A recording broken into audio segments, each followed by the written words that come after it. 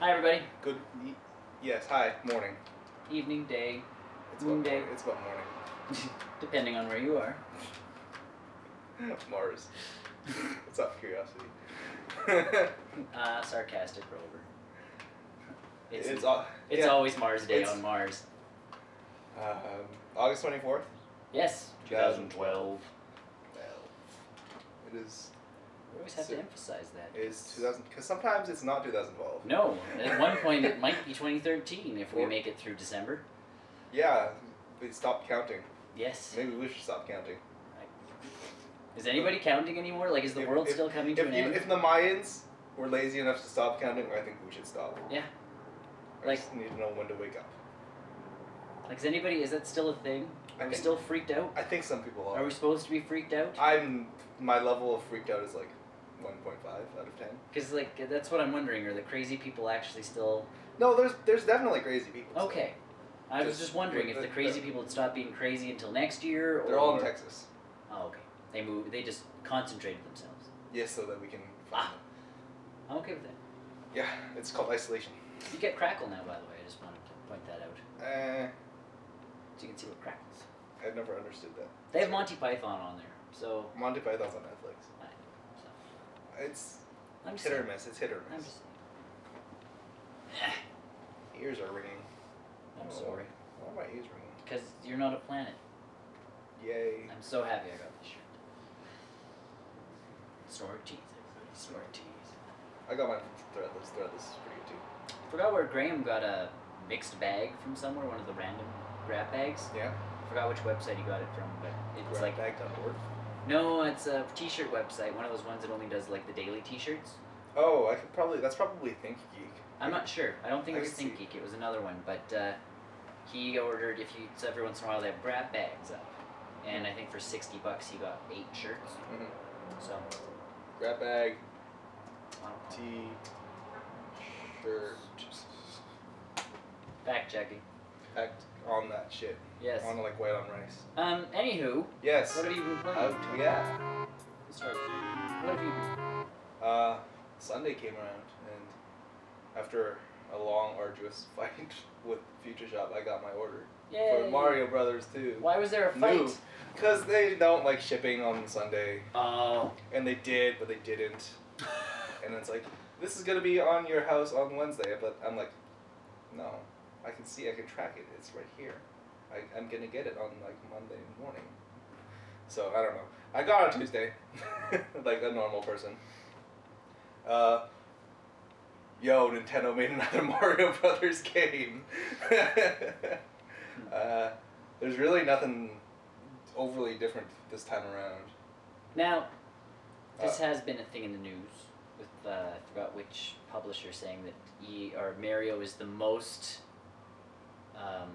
yearly, like it has more yearly games than any other like game franchise. Mm-hmm. Do you think there's an oversaturation of Mario? I haven't seen a 2D Mario game in a while. So for them to bring back the 2D Mario is totally fine by me, but there's just not enough change in New Super Mario Bros. 2 from the DS game. But there's coins. The goal this time around, you're always trying to save the princess for some ungodly reason. Because she keeps getting kidnapped. She strapped dynamite on her. Just blow Bowser up. Sacrifice the princess, but take care of Bowser all in one go. Exactly. Huh. So, yeah, you go through 7 worlds collecting coins this time around. Mm-hmm. You need to collect 1 million coins. I've had the game for about a week-ish, and I have collected 12,000 coins. You're on your way there. Yeah, you finish a level with about 200 coins-ish, because they dump the coins on you this time around. Oh yes, I've seen the There's a lot of coin collecting action. Some of the return power-ups, obviously the Fire Flower. Yeah. You have the Raccoon Tail this time around, like from Super Mario Bros. Super Mario 3. Yep. Where you fly. So you got that one going on. You have the you have the giant Mecha Mushroom still. Okay. Yeah. From the first Super Mario Bros. Right. Yeah. So you can just kind of mow your way through the level. That must be fun with all the coins, though.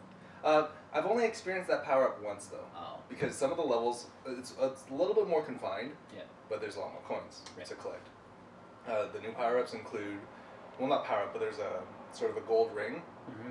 You hit the gold ring, and all enemies start pooping up gold coins. Awesome.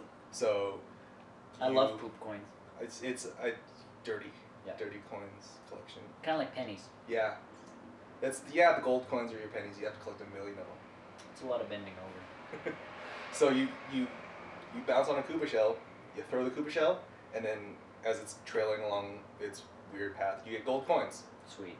And for for every gold enemy you kill, you get 5 coins, and then it goes up to 10 coins. Wow. It goes up to 20, 40. You get a lot of gold coins. There's a gold fire flower though, which is like the regular fire flower, but it's got an explosion radius, and every enemy caught in it gets killed, and all sort of the brick boxes get turned into gold coins. Gold coin, gold coin, gold coins. Always gold coins. There's a gold mushroom where you pick it up and it's instantly 50 coins. There is insane amounts of So I coins. can't see lives being all that much of a problem in this game. I am on World 4 and I'm at 128 lives. So you think they would have changed the way you get lives? No, it's still 100 coins, you still get a life. I'll finish the level with like 5 extra lives. That's what I mean. Like, this is the most criminal part about this is that the game is not even difficult. Wow. I'm not even like there's times when I'm breaking a sweat just because I'm trying to find the giant gold coins in the level. Right. Because those are a little more challenging as usual. But the bosses I've yet to die. Because I mean, at least with Super Mario 3D Land, there were some levels in there that were. Oh, some of those levels were devious. Yeah. No, not this. No, in New Super Mario Brothers 2, it is. So far, just kind of run through levels. Yeah, like you can breathe. I can sleep through the levels. Sweet. They're not difficult. So, the challenge though is making sure you get as many gold coins right. as you can at the end of the level. Because you're trying to whore yourself out. Right, pretty much. And which brings into the new mode that they've introduced, the Coin Rush mode, which is their sort of time attack for coins. And instead of getting, you don't need lives because you only have 1 life. You get 3 levels and you have to try to finish it within the time limit while getting as many gold coins as you can. So you start the first level, you get 100 seconds. Hitting the halfway point gets you another like 50 seconds or whatever like that. Hitting the flagpole at the end doubles your coins. Okay. At the top of it. So there's a lot of ways to get coins this time around, and the worst that's not even the weird part about this. There's 2-player co-op. So when you play it, you think you each get your own screen. Whoever's Mario is the main screen, and when you're playing Luigi, you're following Mario's screen. Awesome. So you like when you veer off to the whatever you want to do. Yeah. You're still alive, but you see Mario's screen. Oh. It's super weird and super awkward. Because all of the pieces are there for co-op, like coin collecting madness. Because you get coins for your game and then for your partner's game too. Right. But, like for some reason they just didn't do this screen sharing thing right, and it just confuses me a little bit. That sucks. Yeah, like you think co-op would be perfect in this game. Especially since they dropped the ball with it in Super Mario 3D Land. So, $40 purchase. It's a Mario game. You collect your 8 red coins. You do all the Mario stuff. Yeah. There's literally absolutely no, like, complete innovation really. So you know what you're getting into. Yeah, I mean, the worst case scenario is if you've never played a side scroll, like the new side scrolling Mario games. Totally fine. Yeah. I mean, it is a great game. Nintendo doesn't really drop the prices of their games. So Not their Mario games. No, even Mario 64 DS is still like $40. Yeah, I was gonna say New Super Mario Bros. The first one is still $40. Because Yeah. I lost mine. I don't know how. Yeah. And I can't I'm sitting there going, I'll get it when it goes to $20. That'll never happen. No, it doesn't. Like, so yeah, if you're gonna pick it up, I'd pick it up. It's not gonna get cheaper. No, and the thing is, it's not. There's nothing wrong with the game either. Yeah. It's perfectly playable. Yeah. I mean, it's not for hardcore gamers at all. You just go in, you play, you lose a life, big deal. You get like 5 more. See, but I think the new Super Mario Bros. Series is kind of meant for a Yes. easier run of Mario. Like I'd love to see one. I'd love to see a Mario game where there were almost no coins. So it was really hard to get extra lives. Well, I'm really and make the levels crazy. I'm really surprised that there's no like super challenge mode. Yeah. Even coin rush mode with a time limit, it's still relatively simple. I mean, as long as you don't mess up on one jump, you're gonna breeze through that stuff. Yeah. And of course, with a Nintendo Network, you'll be able to download more levels. So currently, all the coin rush modes that I have is recycled levels. Yeah. So maybe they'll coin rush levels for like experts. Unique levels, maybe. 3D is non-existent in this game. You could play it like you could crank that 3D slider up and still play it sideways. Sweet. The only thing that 3D does is it pushes sort of the background farther out and it fuzzes it, so it looks like the center of focus is on Mario and like the blocks and stuff like that. Other than that, like I could play the game all in 2D. Yeah. It's unlike Super Mario 3D Land. Yes, where you... It felt it. You're in the world, but it's too bad. I mean, I'll still keep playing it. I mean... Oh yes, I know you in Mario games. I'll be fine. Mr. 100% completed. Hey, I'll still play Mario 3D Land. That's a good game. I know. So... I don't know. I don't know if I'll hit the 1 million coins. That's a lot of coins. You'll do it. I know. I know you. Well, that's a lot of coins. I know, but you'll sit there and go, oh, I only need like, you'll get to a certain... If I play coin rush mode like 2 more times, I'll get 4,000 coins. Once you've finished the entire game, you'll have a certain number of coins, and in your head, you'll start going, well, that's the worst that can happen. I only need to play another, week and I'll finish, so... Well, that's the thing with this. I'm actually kind of waiting for someone to sort of post a video online of someone, oh, here's a coin hack to get 1 million coins in, a day. Just leave your system on and just do this. I'm like, oh. Get one of those water birds, like on The Simpsons that one time. Till it runs out of water. Yeah, it's not a bad game. This is also their first big game that you can also download. Still the same price. But you get an extra 100 coins on the... You get 50 extra coins, that's correct. You get 100 coins instead of 50. I'm currently 30 coins away from platinum. Nice. So, do the post-play survey and I'll be 20 coins away. And I still have to sign up my other game. Mm-hmm. So, been playing that a lot. I really want to get back into Rhythm Thief, but the difficulty's kicking my butt. It's getting really tedious. I found there's a way you can buy items to decrease the difficulty level. Oh. So, prevent your health meter or whatever, your rhythm meter from going down, or make the beats easier to see. Stuff like that. But I'll slug back into that eventually. Something quick, because it's really good. And it's on the handheld. So you can carry it anywhere. You're on the bus. You're driving your car. In the pool. Yep. In swimming. Well, if you go on what is it? Which road is that that's always flooding whenever it rains? All of them? Yeah. One of the bigger ones. Gateway or the Henday, one of the two. All the overpasses, it's like all the water pools up underneath, and it becomes a miniature swimming pool for your car. Sweet. Yeah. Just keep going, or else you're exhausted. Flood. You can't even keep going. People try that. They're like, oh, it can't be that deep, and then they drive, and all of a sudden the water's up to their windows, and they're like, that's a deeper puddle than I thought it was. Oh yeah. And then they're stuck. That's what the science of the laws of physics looks more shallow than it really is. If you drive fast enough, you'll just skip across the water. Not like Sonic or Mini Mario. Boost! You can run across water, Sonic! Huh? Oh, you can't swim. Only if you boost. But you can't swim either. You know what? I'm glad they've kind of stuck to that with the Sonic games forever. Yeah. Like you can go under the water in the 2D levels, but you can't actually swim. That would be really weird because swimming would... Well, I guess in the original ones, you kind of floated like Mario did.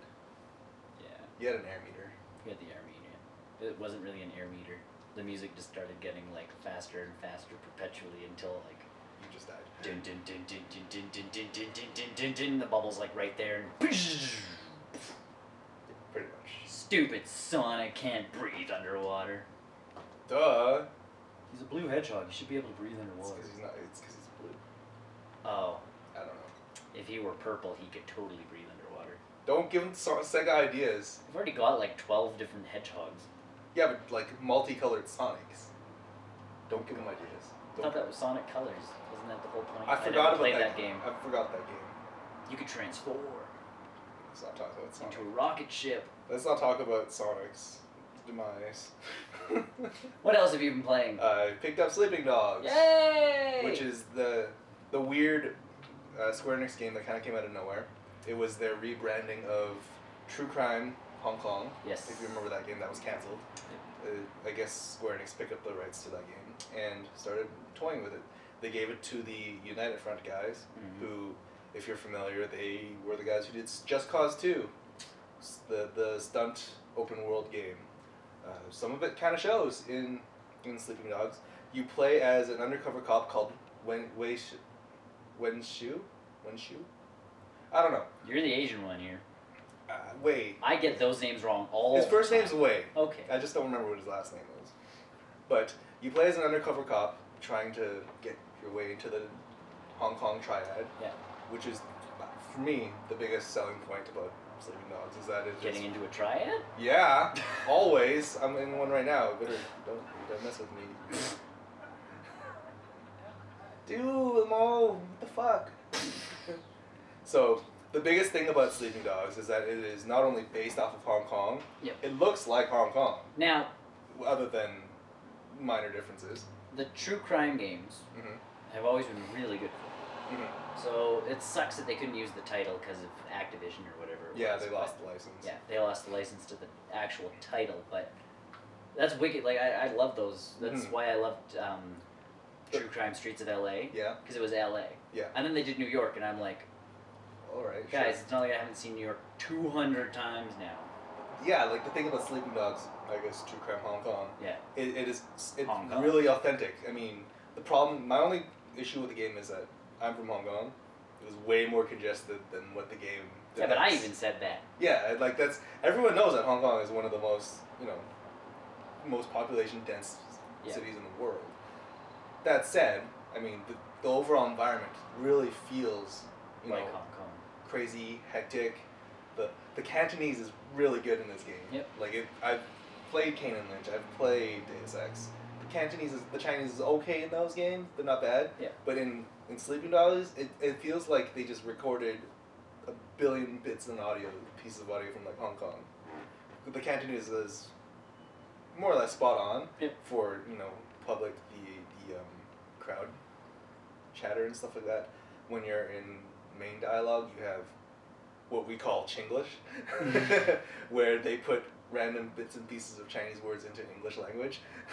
Like Firefly. Yeah, like Firefly. Except it's well said. Good. So, there's subtitles if you ever want to learn Chinese. But most of it is swear words. That's why you learn another language anyways. So, if you ever want to learn Chinese swear words, get Sleeping Dogs. And you'll get a fantastic open world shooting game as well. Woo! I've yet to experience the gunplay. I picked up a pistol once, and then I died. Sweet. But the game is based off of melee combat. I was gonna say it's not really a gunplay game. Even the other true crime games, they're very hand-to-handy. Yes. There's parts where you get into the shooting stuff, but a lot of it, because you train martial arts in all of them. The key difference this time around though is that they actually took all the skills and stuff from actual martial arts. Yeah. So when you're fighting, crowds of 10, 20 people, it is actually pretty authentic when you're taking them on. The combat system is kind of the Batman stuff, where you have your counter, your enemy's gonna glow when they're about to strike you. You press your triangle or whatever the top button is on the Xbox. The A? No, Y. No, A's down, Y. Yeah. You hit the top button and you do your counter. It has a weird sort of super system. It's not really a super, but they call it a face. They call it saving face. In Chinese language, when you're doing really well and you're fighting those martial arts movies like with Jet Li and the other guy, Jackie Chan, Bruce Lee, Jackie Chan, all those kinds of movies. They call this saving face. So Chow Yun Fat. Chow Yun Fat. That's what I was thinking of. Took me. So there's a few of them. Yeah. So as you progress in your fight, you build your face meter, and when it hits the top, it'll instantly trigger for you. But it doesn't really increase your damage, but it makes all the enemies around you fear you a little bit more because you're doing really well. So they'll cower in fear, and then they'll drop their defenses, and you can start wailing on them some more. Sweet. So it's a I really like it because it kind of makes you, it gives you a good sense of feeling that you're actually beating up 10 guys as one dude. Yeah. So I really like that about it. The driving system is completely pulled from Just Cause. You don't get your fancy grappling hook, obviously, because damn, not like real life.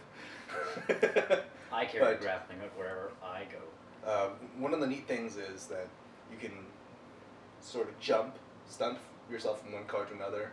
If it's a bigger car like a bus, you enter a mini game where you have to crawl your way to the front of the bus, and it's pretty fun. It's really cinematic.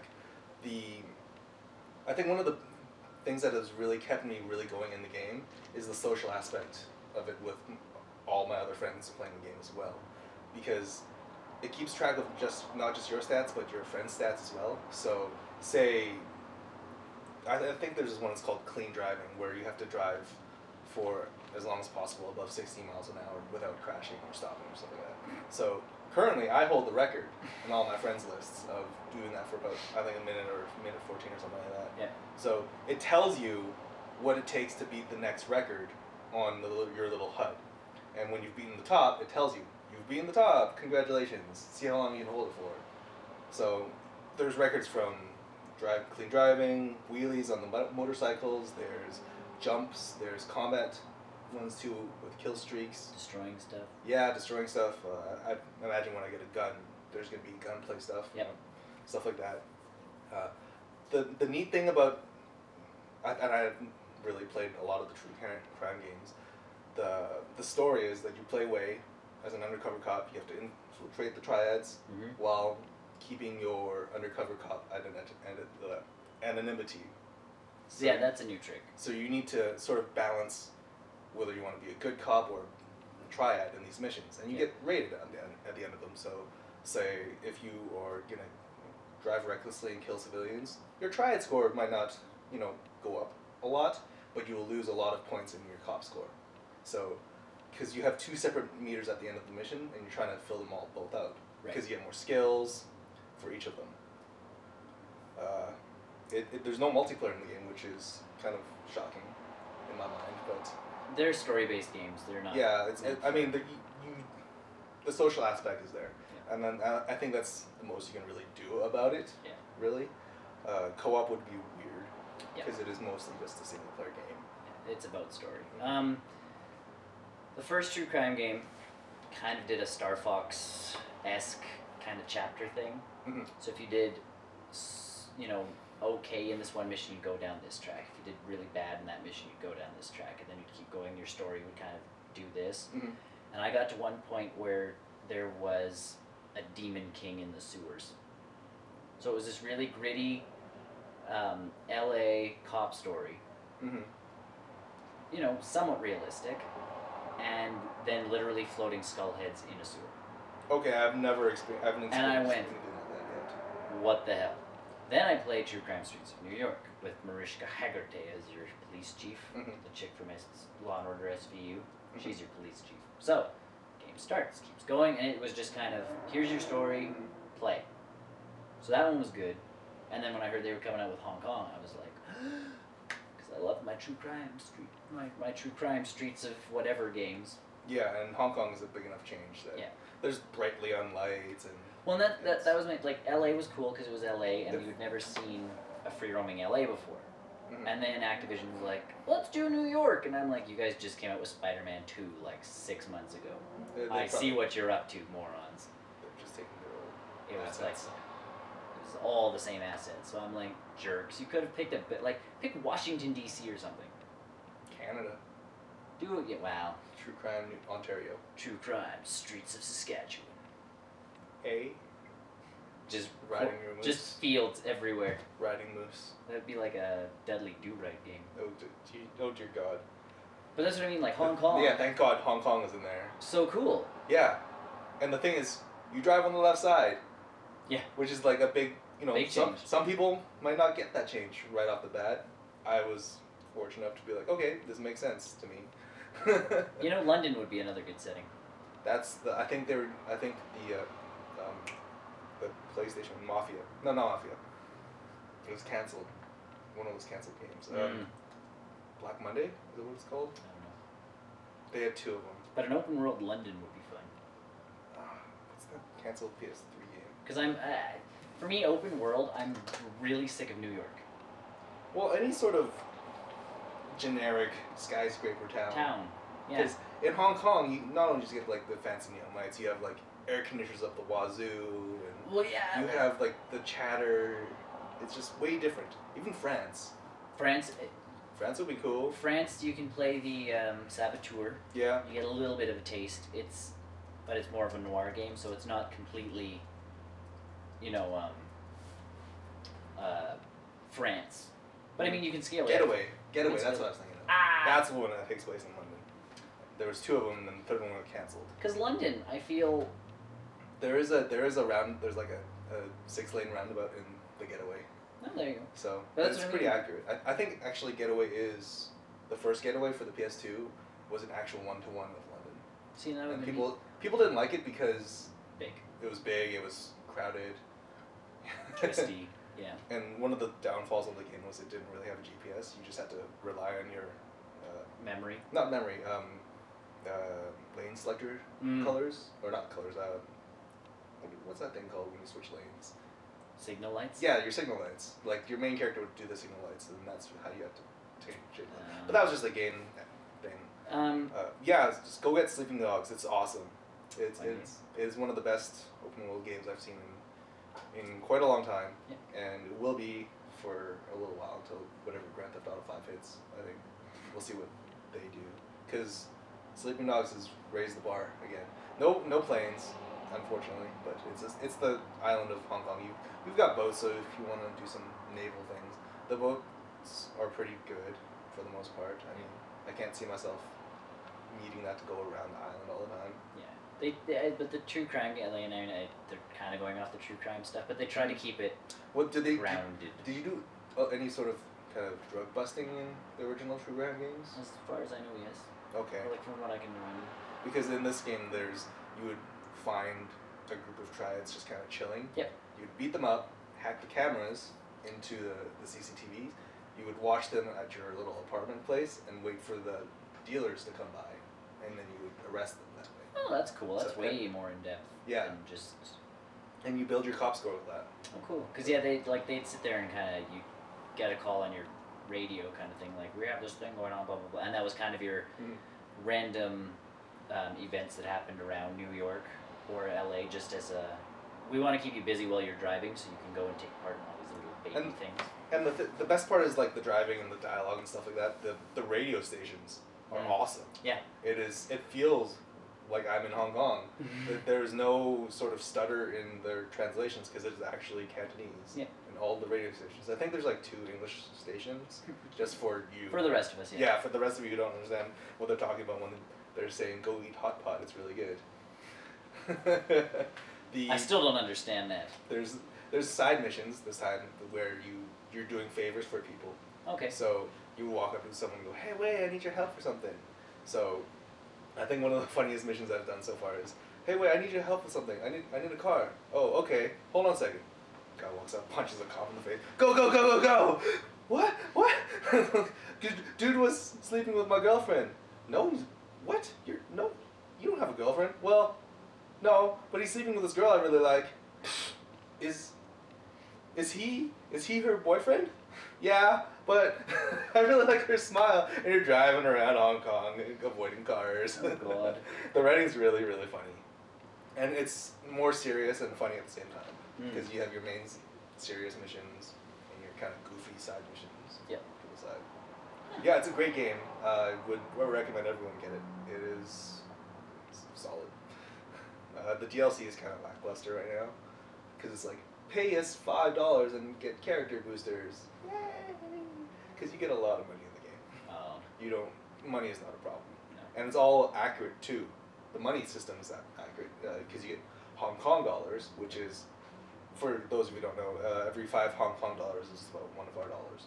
So when you buy a drink for 42 Hong Kong dollars, you're actually paying about, $6 or something, whatever it is, the crossover. Yeah. So the attention to detail is surprising.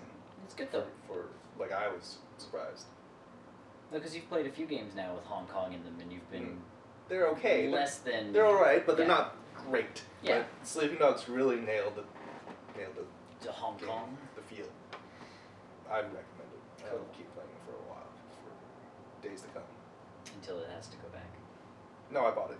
Oh, did you buy it? Yeah. Cool. It was one of those games I was watching some videos on it, and I'm like, wait, this is like full on Hong Kong? Must have. Yeah, I'm like, yes. I love it. Now Tony can feel like he's at home all the time. All the time, just hitting all the pedestrians. On the left Because that's what you do when you go to Hong Kong. You drive around like a maniac. Well, I opened my car door and tried to hit all the motorcyclists. See, that would have been a cool part of, because, whenever you see Hong Kong in movies and shows and documentaries and stuff, there's traffic up the wazoo. That's one thing. Bikes are like the main thing. That would have been cool in that game if you, bikes were the main kind of transportation. Well, the first vehicle you get is a bike. So, it promotes safety driving because every motorcycle you get on, dude puts on a helmet right off the bat, unlike in Grand Theft Auto.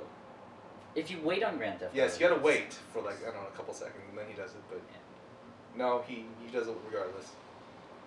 Well, Nico had a pretty hard hit in 4, so. Yeah, Way's he's okay. He's kind of. He had some problems. Yeah, there's a lot to do in this game. I don't even know where to begin. Half the time when I boot the game up.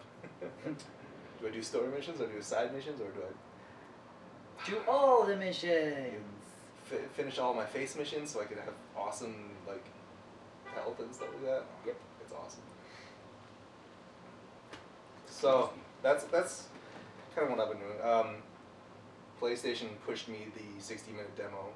60-minute demo for Counter-Strike Go. I played it for 5 minutes, saying I could thinking I could go back to it, but apparently it's 60 minutes in one go. I couldn't bank the time. I played it for 5 minutes. It's Counter-Strike Go. I tried with the PlayStation Move controller actually. I got destroyed. I was gonna say you probably got owned. I got 1 assist. Yeah. I was like, yes. And you were just shooting randomly for that. Yeah, I didn't even know how to buy weapons. I had the pistol. Everyone's like, why don't you? Because they're on the mics. Why don't you fucking buy a gun? I'm like, I don't even have my mic connected. Because you can't do. Hey. I think if you had the sharpshooter with that game, the actual gun, that might not be too bad. Because I was using my DualShock controller and my Move controller. Yeah. Thinking I could use the pistol for some reason unbeknownst to me. I thought that would have been a good idea for them to do, but no, I guess not. Huh. Jerks. Yeah. So it's Counter-Strike. Go play it. Get it. Go. Counter-Strike. Go. Play it. God. Valve. Weird. There's no Steam support in it. You know how, because in Portal 2, you could bring up your overlay. No, not in the PlayStation 3 version of it, which is really weird because it worked really well in Portal. I wonder how much work it really was for Portal to do that, though. The only thing I can think of to save it is that it was a 2-player co-op game. Yeah. This time around it's 16 players. So I could see them patching it in eventually. Maybe. But it's weird for something that they try to flaunt for Portal 2. It's not. That was the only game that so far, used that little sucker. And it worked really well. It did, because we used it. Yeah, and I was talking to my friends who were playing other games.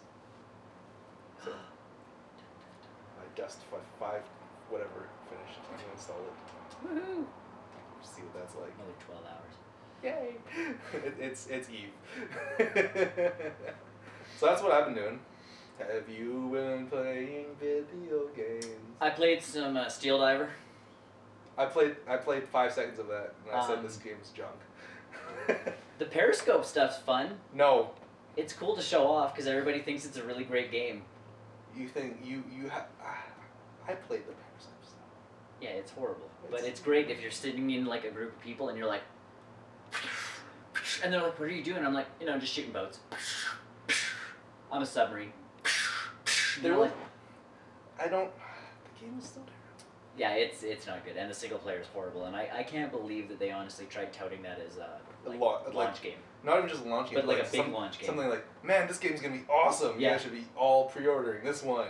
And again, the graphics in that game blow huge chunks compared to everything else that came out at that time. I have Game Boy Advance games that look better than that. I know. That's what I mean. Like, I'm sitting there going, this is garbage. The 3D is terrible. Yeah, oh yeah. This is terrible. That whole game is just wow. There's a weird chess mode that I didn't know that they put in. Yeah. I tried to get that to work, but then I just got frustrated and I started playing Sleeping Dogs. So yes, I played a little bit of that just to. $5. I played about $5 worth of that game. I don't even think I got my $5 worth out of it. You got coins. You're good. Yeah, I mean, yay. Played some Tony Hawk HD for real this time, not the demo. The cool part, there's a really your Xbox avatar is a character that you can select. Ooh. And he actually wears the clothes that you have him in. Oh, dude, that's awesome. So I have like an Alan Wake shirt on. Oh, that's nice. A baseball cap. How awkward is it though? It's not because they make him kind of. Because the heads are kind of big. But they kind of implant him on top of a Tony Hawk model. Okay. So he looks proportionately mostly correct. So it's not like you're you're skateboarding with a mascot. Yeah. You're kind of skateboarding with just a cartoonier version of one of the actual boarders in the game. So but it's cool that your props get, well, not props, but like clothing stuff. That's cool. So I'm like, because I figured you'd just get random like Tony Hawk stuff. No. Yeah. But yeah, I'm like, so now I gotta go change like half of my clothes. Now you gotta go buy stuff. Well, no, because I have some weird clothes just as rewards and that kind of stuff. So I have that snake head. Then that's what I mean. So you could have Snake skateboarding around, kind of. Oh, it'll be like Metal Gear Solid 2 Substance. Yeah, and I have to finish Disneyland Adventures because there is an award for like beating all the missions and stuff. And it's a Disney hat. So I get that. I want to skateboard with that on because I'm a total nerd. But the game is Tony Hawk. I feel like you get 2 minutes for a level. So like back in 1998 or whatever it was. Yeah. But it's Tony Hawk 1 and it's Tony Hawk 2, and you have to beat so many objectives, and then you unlock the next world. Finding Skate. Find Skate. You find just the random item that's around. Make a certain trick over a certain jump. I remember the hidden tapes. Yeah. Those are pain. But all that stuff's in. That's good. So, it's Tony Hawk. Yeah. And is it on multiplayer? I don't know. I actually didn't look. Were those games ever multiplayer? I don't think so. That would be weird. Unless I forgot which one might have been. Was it 3 that finally got where you tagged stuff? Yeah. You had to do tricks of a certain point value, and you owned that. So I don't know if there's multiplayer mode. You just put mode. Oh, I thought you did too. How to lose your head in Tony Hawk Pro Skater HD multiplayer. There you go. So there's multiplayer. Some form of multiple content. Which is good because I have 2 controllers. So we can Tony Hawk HD some point in time. Yes. And then I got The Amazing Spider-Man. How do you feel about it? It's decent, isn't it? A number value, $40. Yes. $40 game. Not there are times when I really like the web swinging, and there are times when it drives me kind of bonkers. Yeah, it's not the perfect, is it?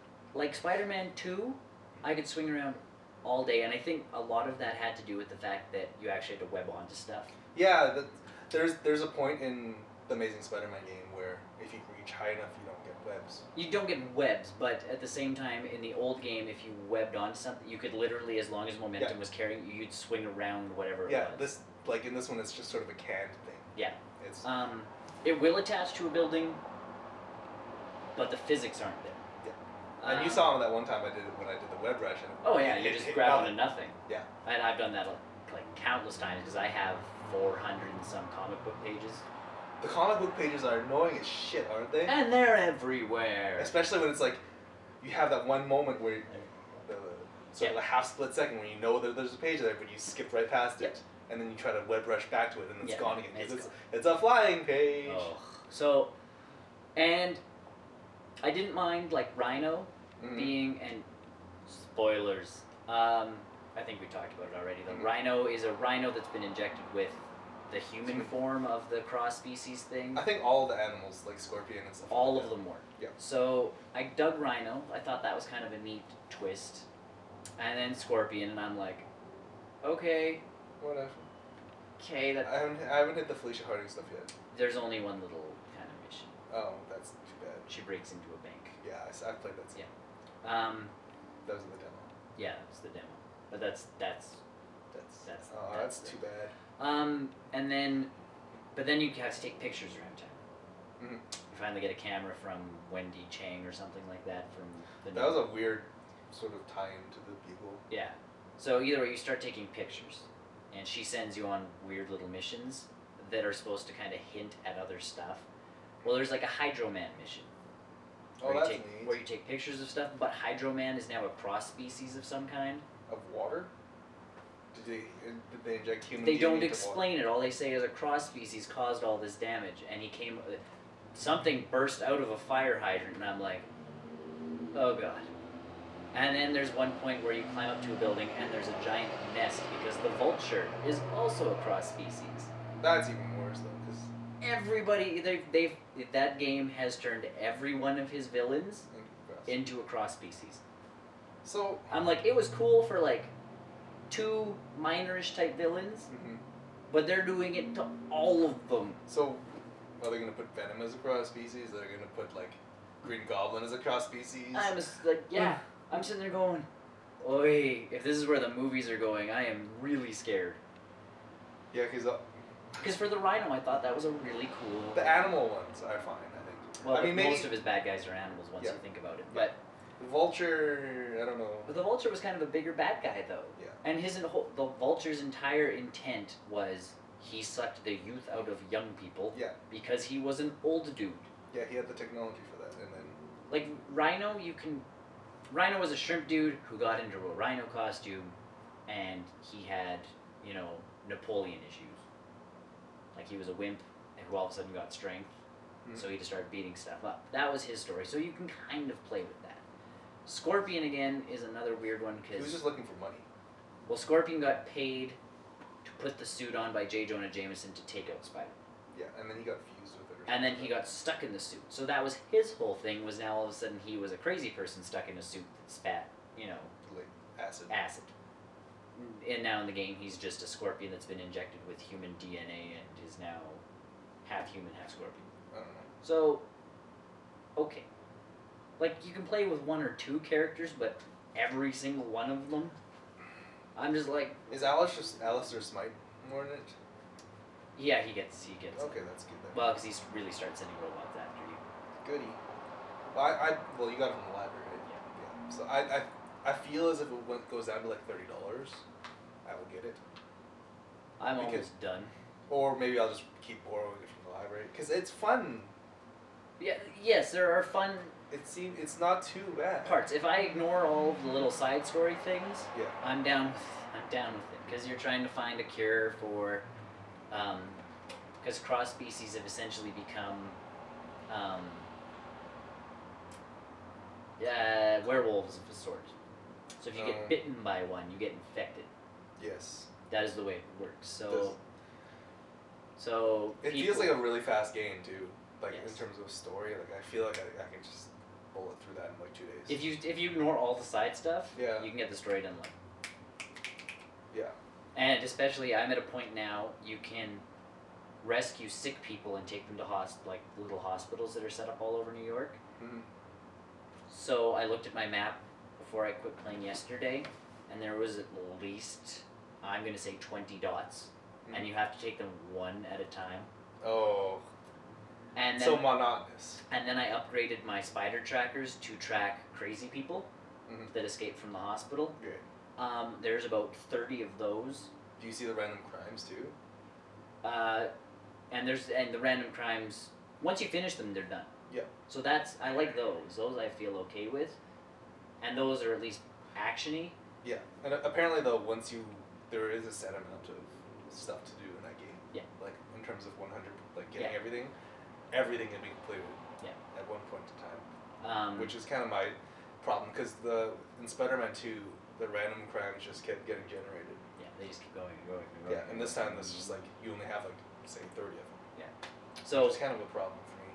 Well, there's no replay after you're done, which was kind of the thing with Spider-Man 2, is you could just swing. Yeah. But again, the swinging was way funner in that game, so I think once I'm done this one, it's kind of I feel as if the combat of this game was in the old game, fine.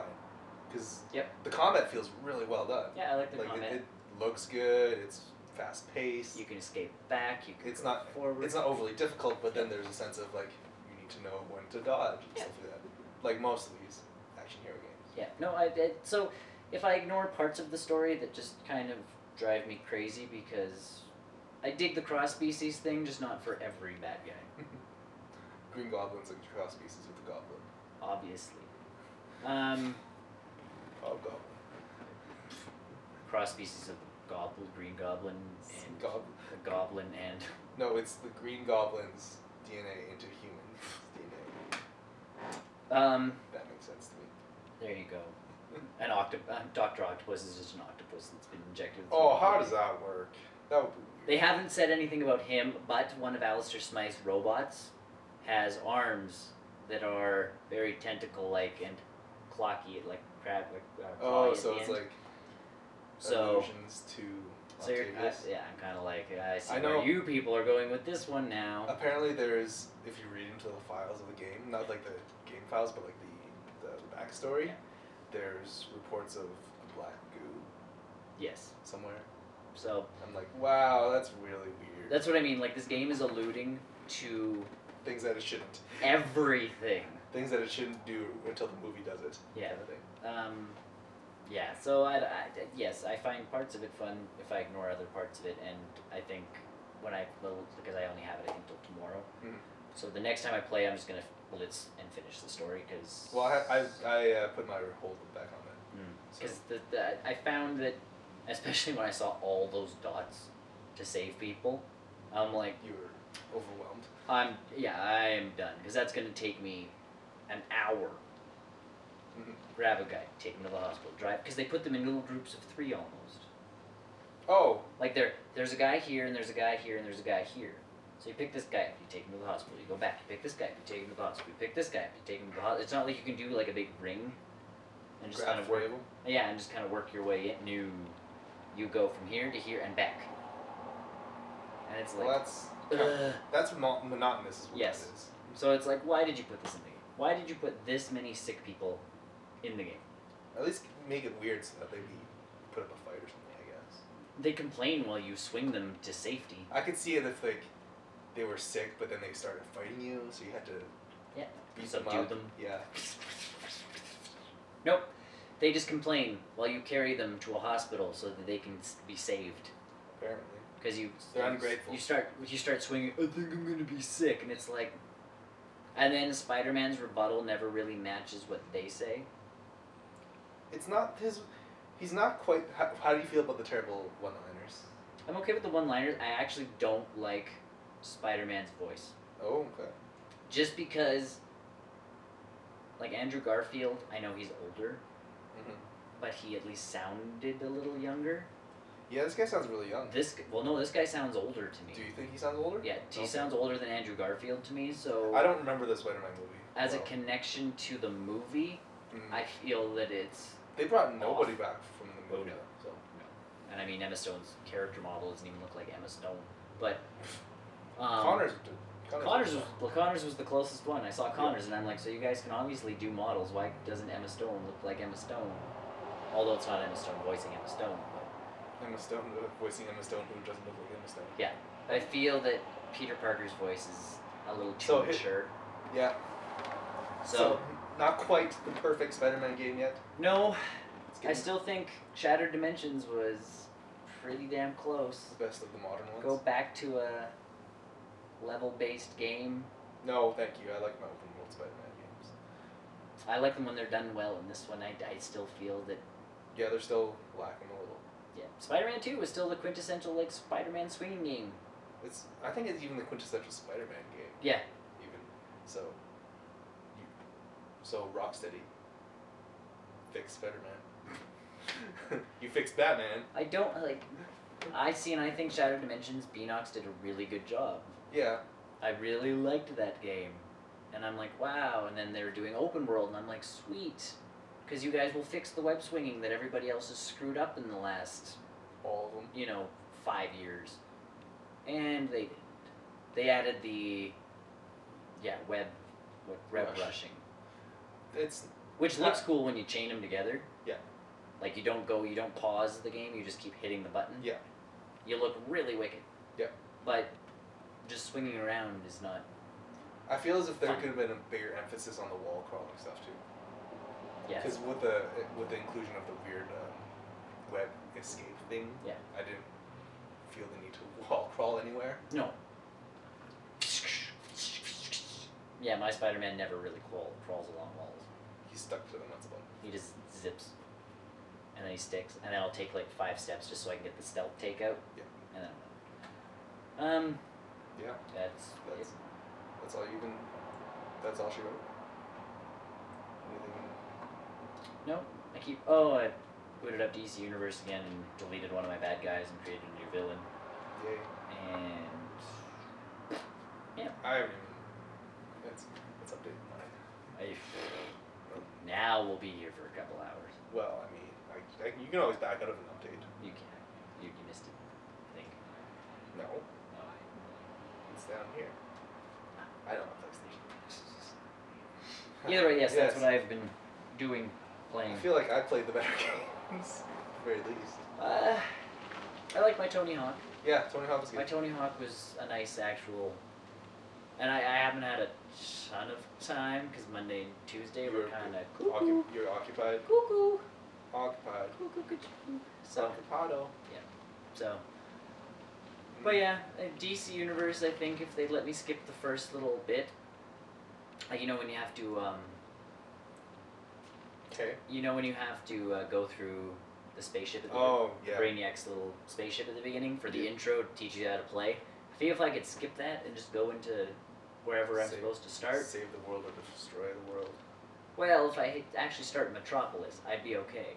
Yeah. Well, that sounds... I remember that being really tedious in the beta. Well, and that's... Every time you make a new character... That happens. You must beat this level. You have to beat this boss. And it's the exact same for heroes and villains. Yes. And it's just the only difference is who saves you at the end. Yeah, it's either Lex Luthor or Superman. Mm-hmm. So it's like... Not a lot of intent. Not a lot of... You think if it's, for people who have the... What's the second account and up? Not the free account, but the... Whatever, yes. Not legendary account, but whatever. Yeah, your... Premium account? I guess so. That's what they call it? Sure. Because I have that, you have that. Yeah. You can just skip through all that. Well, I think if you have a character that's over level 5, you can skip, like... Do you do that in World of Warcraft? Do you still have to go through the intro stuff? You still do, but in World of Warcraft, you create an orc. Mm-hmm. Starting's different from every other so race. every race is different. Every race gets their own start. Okay. So, at least when you make new characters on there, if you make a new race, it feels different. So by the time you get back to making another orc, you know the drill, but it's not tedious. It's not like, I've done this 12 times. And you probably have a skip button, right? For a lot of that stuff. You can skip the movies. Yeah. The intro movies. You can't skip these movies. No. You can skip the cinematic at the beginning, where like but everybody's getting the that's jump cinematic. beat out It's of just them. so pretty. It is very pretty. And everybody gets the snot kicked out of them, so pretty much. it's pretty awesome. But either way, I'll watch that again. And World of Warcraft, I've booted up. I mean, I'll do that again. A couple times. I tried. This makes my 6th time trying to play World of Warcraft and not fully getting into it. Well, then you should play with me. Oh, jeez. 6th time. Trying to convince Graham, too. We could start a whole barrel roll guild. That's scary. We'd get nothing done. Let's go sit in this bar. Okay, what do we do now? I'll buy drinks for everybody. Just wave and hump. Yep. Dance. I dance. Which one's the humping dance? Is there a humping dance? Yeah, the gnomes. You'd like the gnomes. They do this. Oh, that means I gotta buy which one for that one? No, gnomes come with the first game. Oh, does it? Do they? Okay. So, gnomes come with vanilla. They were one of the first races in. Yay. And they could be warriors right off the bat. And then Blood Elves came in and they're like, they can't be warriors. They don't have the muscle. And everybody's like, gnomes? Like a dwarf. It's like a dwarf. Yeah, but dwarves have beef. Like, they're wide. I don't know. If you get hit by a dwarf, it's like getting hit by a train. If you get hit by a gnome, it's like, you know, if a bunny rabbit came up and poked you in the, like, Ow! Yeah. So, I've always wanted to make a gnome warrior. We should just do a gnome warrior guild. We could never raid or do anything else. Who's healing? I have bandages. Let me fight, guys! So. That sounds like what that would be like. We could make like an all, I don't know if they have a healer. I don't think so. But we could make like an all short person guild. Dwarves and gnomes. Those are the only 2 short ones? There's goblins, but they're on the horde. I like goblins. They're pretty. Their character models, though. Either way, a little bit into WoW. Oh, shit. And now also, the mobile app, which I thought this was wicked. They announced it like 2 days ago. But the mobile app is now free. On both stores, right? Yeah. The app was always free, and you could use the basics of it. But there's the auction house, which you can do online, like off of your phone now. You can play the auction house. Or you can guild chat. Okay. Right off your phone. Well, that's useful. Yeah, so it's really cool, and then you can just, like... So now you can be all like, hey guys, when's the raid happening? Right. Right now, where are you? Yeah, I'm at a strip club. I'm pooping. Yeah. Are you kidding? I have a laptop. If I'm pooping and it's raid time... Raiding. With the microphone on. Yeah. What? I don't raid, but I PvP, man. I PvP. Oh, you're one of those. Actually, I'm really casual. I'm kind of... If people are like, we need another person for a raid, I'm like, I'll come. You're not geared. I'll come. You're not geared. Can I come anyways? No. Aww. You just waste a slot. You just waste a spot. But no one else is coming. Yeah, we need someone competent. Well, I know what I'm doing. Oh god, that pissed me off. I was playing Man vs. Machine the other day, and of course, servers are it's still ridiculous to get into. Character model viewer. That's cool. I know. But yeah, like I was trying to get into a server. Yep. And I got in after like 15 minutes. I'm like, ready to go. Let's do this. And then I'm like, I'm the only guy with the mic apparently. So I'm like, hey guys, you have a mic? And it really doesn't matter to me if they have a mic or not as long as they're talking. Yep. They're like, guys, please kick Yassi, blah, blah, blah. I'm like, what? I just got in here. No, my friend will actually play. I'm like, but you can't even invite friends. Kicked. Awesome. Because the way that Man vs. Machine is set up, you have to be in a party before you can play with your friends. You can't invite friends into the game. So, for whatever reason, you can't do that. So I waited like 15 minutes to get into a server to be kicked. Because one of their friends was going to get invited into the game that already started. Which wouldn't have worked. I hate people. I'm like, I'm the only one using a mic. I feel like I'm going to be the most productive member of this team. I will be the one playing the medic. I will be the one playing the pyro. You shall not play.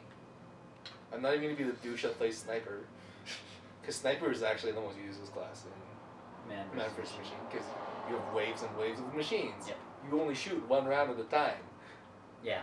So it's like, you can upgrade your sniper rifle to shoot through multiple dudes, or you can be the heavy and shoot like everything. 500 rounds like, Silly people. Should we get to the news? Let's jump into this. Shiznizniz? Shiznizniz. Xbox Kinect? Yes. It's a thing. It works. I have one. It's not bad. I enjoy it sometimes, and it's actually really fun to use the voice commands. That's kind of my biggest sell for that system. The voice commands are cool. My dad has finally caught on to the fact that I can tell my Xbox to pause whatever I'm watching. Oh, that's good. So when he comes home now, and I'm watching something in my room, he just likes to play, and it's like, Xbox pause! And it pauses, and I'm like, hi. And he's like, hey. I'm like, Xbox play. Xbox pause!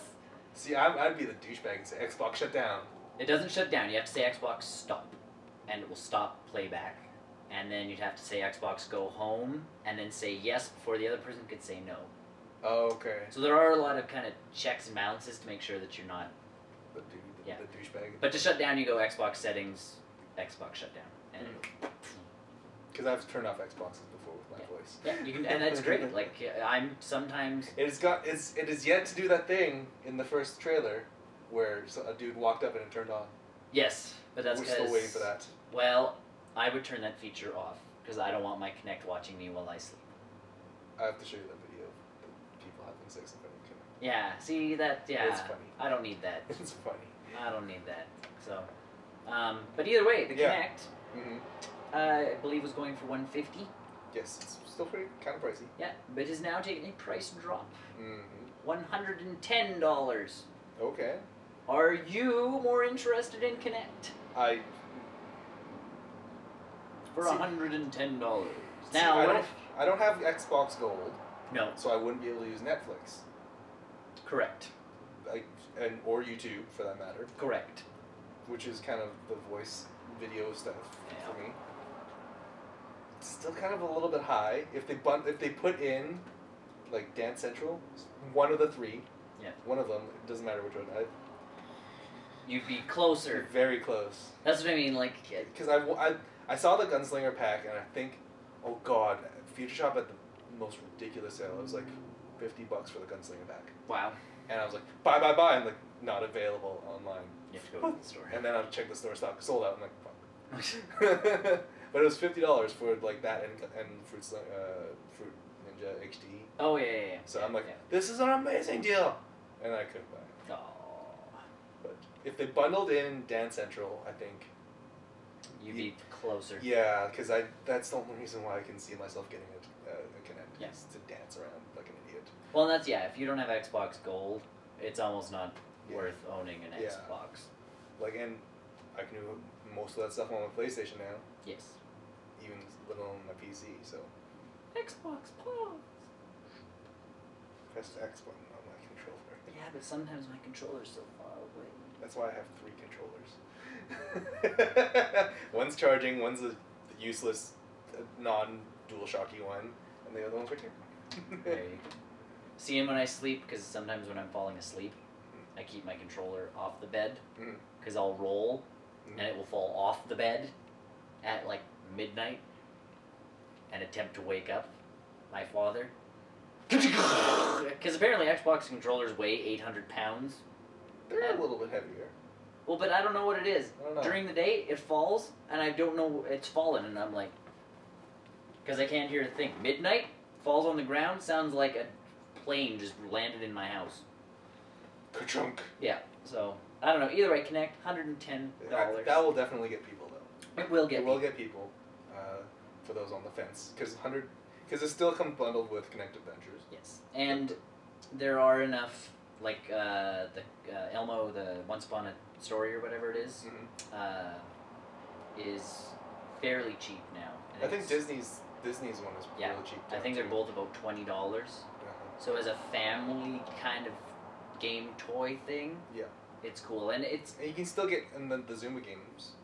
Some of the exercise games are pretty well priced. Right, it's actually for me the Kinect is kind of for families. It's kind of like Dad owns an Xbox. Yeah.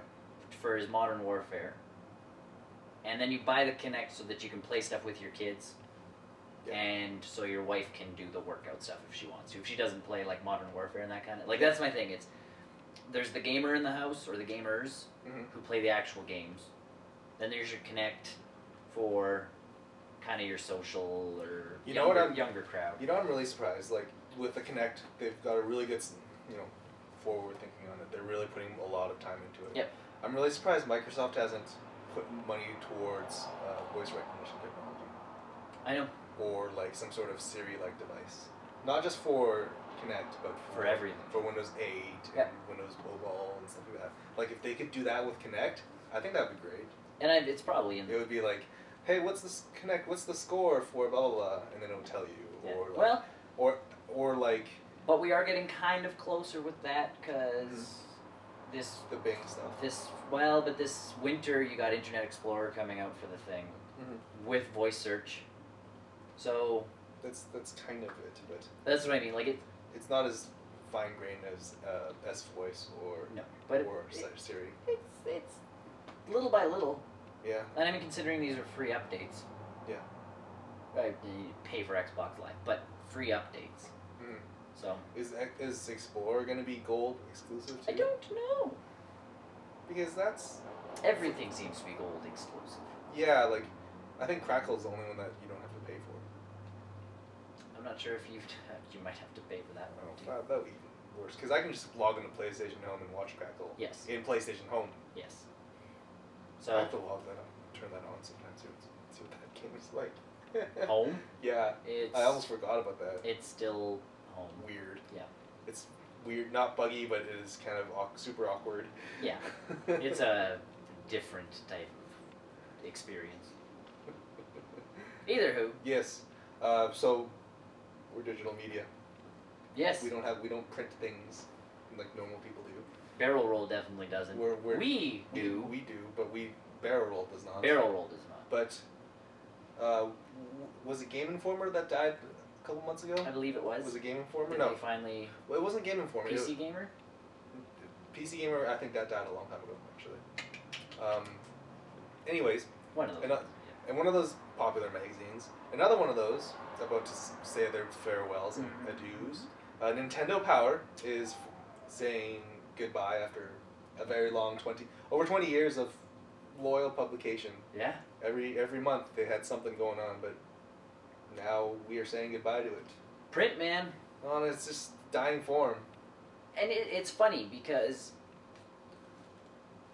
print news is on its way out. Yes. Because Edmonton Journal is doing that as well. I mean, like all the stories you can read on EdmontonJournal.com like the night before even everything. Well, and I mean they've canceled the Sunday paper. It's crazy. Comic books, I think, are the only thing. And even comic books are slowly adapting to digital. You can get digital. I still like. You can get when you buy the physical copies of your comic books, you get a digital code, which is fine. I think that'd be cool. Yeah. If you just want to have something collecting in the background, and you can read it on your computer or iPad. But I still like reading a comic. Yes, you can. And especially with the artwork, and like all that kind of stuff. Yeah, it's not unless your screen is like super high resolution, like maybe the iPad or something like that. But if I'm reading news stories, I am on my phone. I'm on my computer. Well, the thing is about the print media is it's always going to be behind.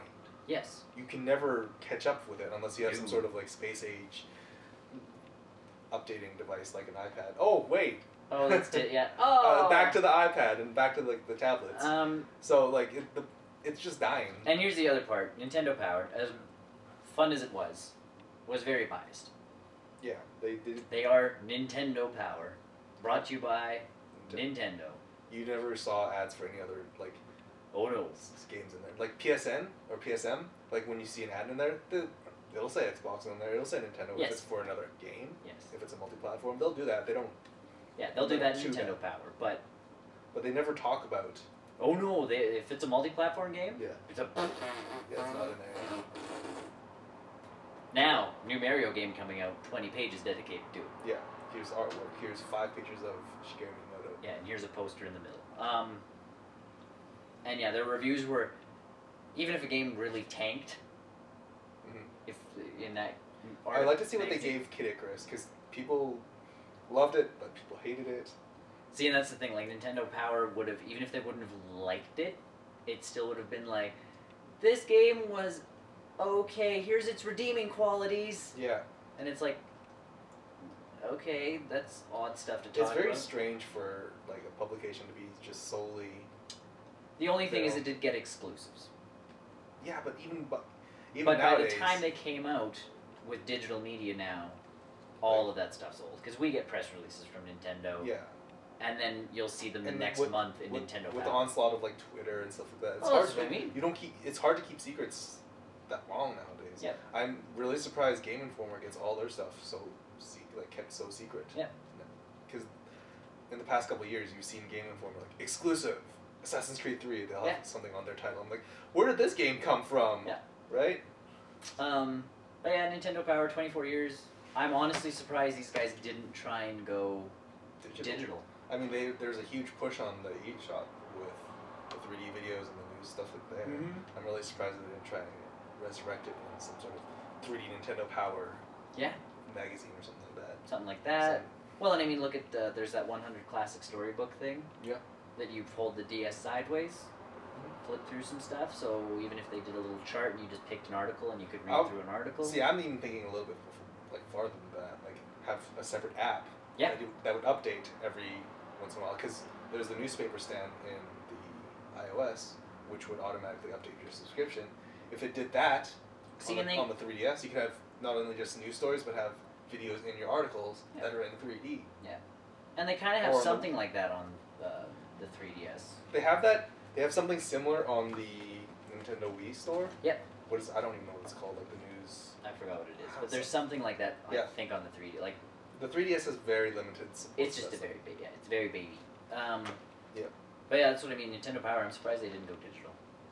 They with the onset of Nintendo going digital itself. That's what I mean. Like everybody's going digital, so. Like if Nintendo's going with it, it's obviously working. Yeah. So. Nintendo went. December. It's the last issue. So, it would be the time to try and find it. Yeah. I think I'll get it if I see it on newsstands. If I find it, I will buy a copy. So I mean, it's a. I mean, I remember as a kid, I never bought Nintendo Power, only because no one would buy me Nintendo Power. I remember reading. My fondest memory with Nintendo Power was with Majora's Mask. Yeah. And reading them every time I went to the doctor's office. That's right. I would see them in like the pharmacy. I'd be like, "Ooh, cool," and then they would call my name like, "Okay."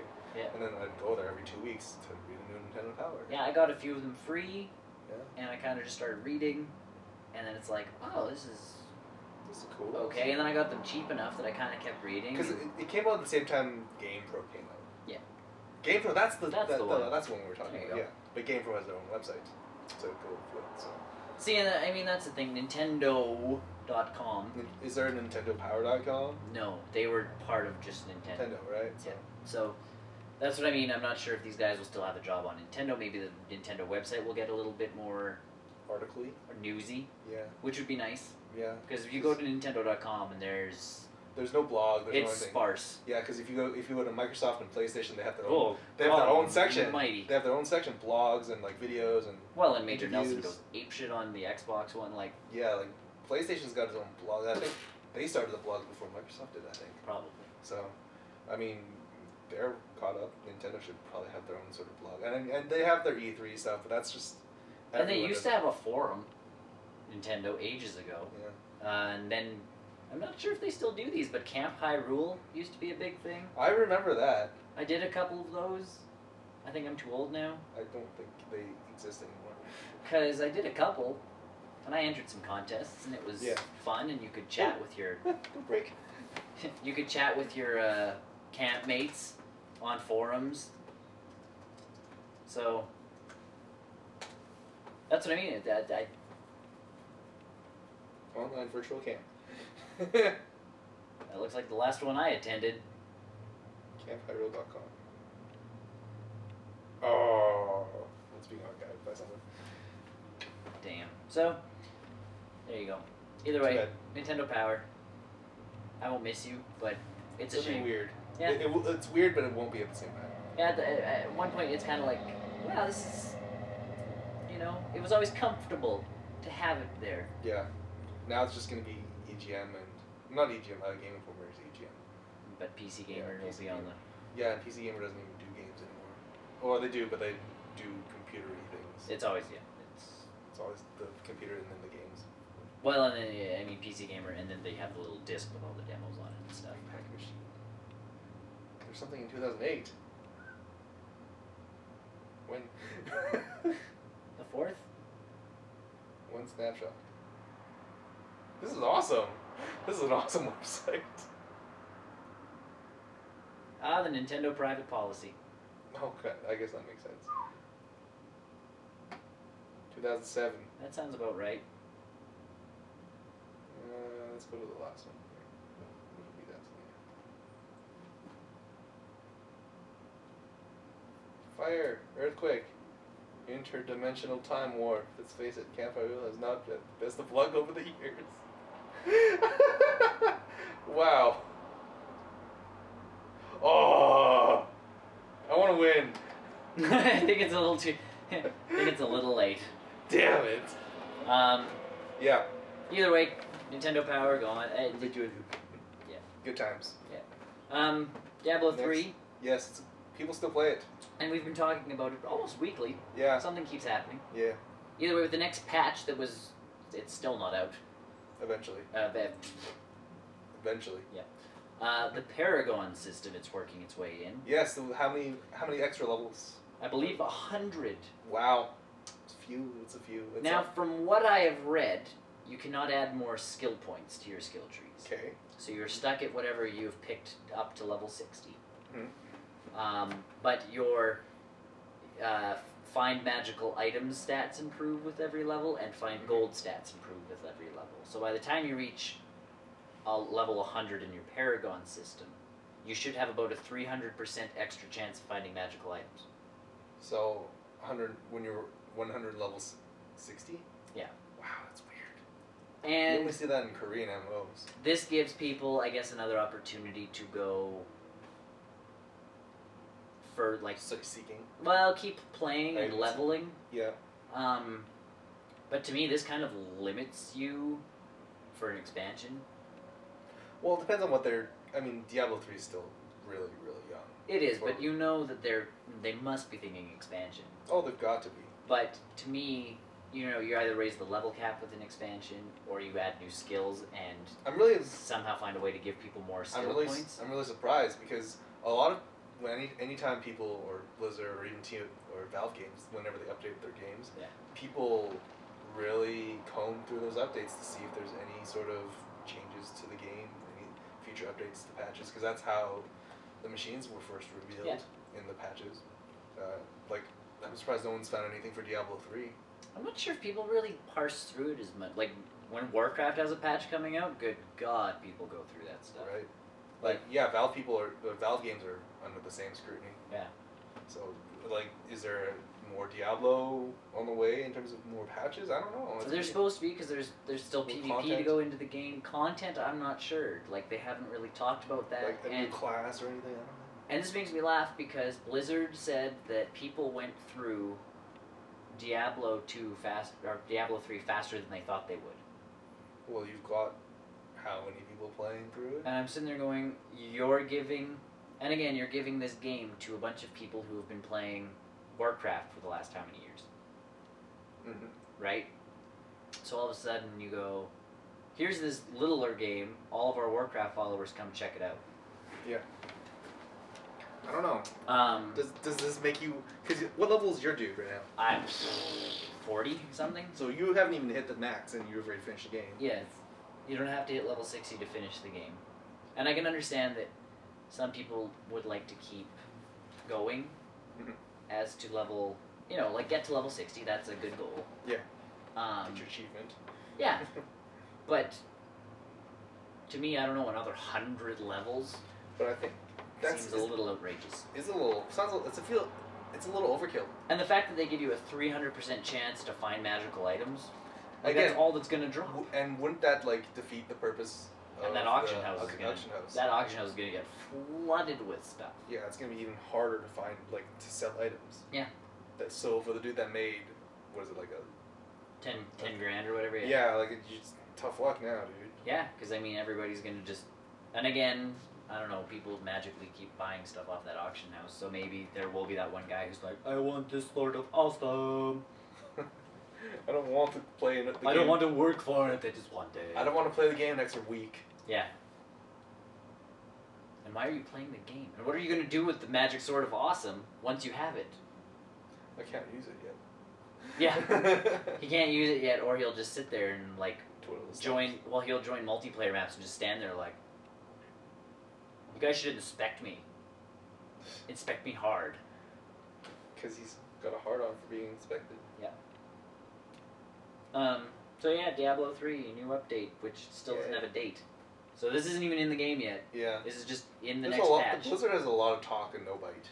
Especially with Diablo. It's surprised, like at least in World of Warcraft. Yeah, that most of the stuff, 99.99% of the things get added in. But yeah, like, yeah, all like that kind of stuff gets added, and usually their dates are pretty good. Mm-hmm. Or they said they're going, this is coming in the next patch, and now it's on the test server, so you can play with it and try it out. And once it hits test servers, you kind of know that you got about a month wait till this thing comes out. Yeah. And then they balance it on the test server, so by the time it gets to real people, it's half decent. So, it's different. Either way, next up. Yes. So, you know, Zynga's been suffering a lot of losses, but they're not the only company to, I guess, have layoffs of their social media types. The PopCap has been doing a lot of layoffs. I don't know, like how many people? 50-ish. It was quiet, so no one quite knows. It was just kind of like a good size of the staff, I think, is gone. Yeah. And I think while they haven't given a reason to it, I think it's going to be about the same reason why Zynga, their stock has been dropping. A lot of those people, I don't know, I think the social gaming, casual gaming sort of circle has been kind of reduced.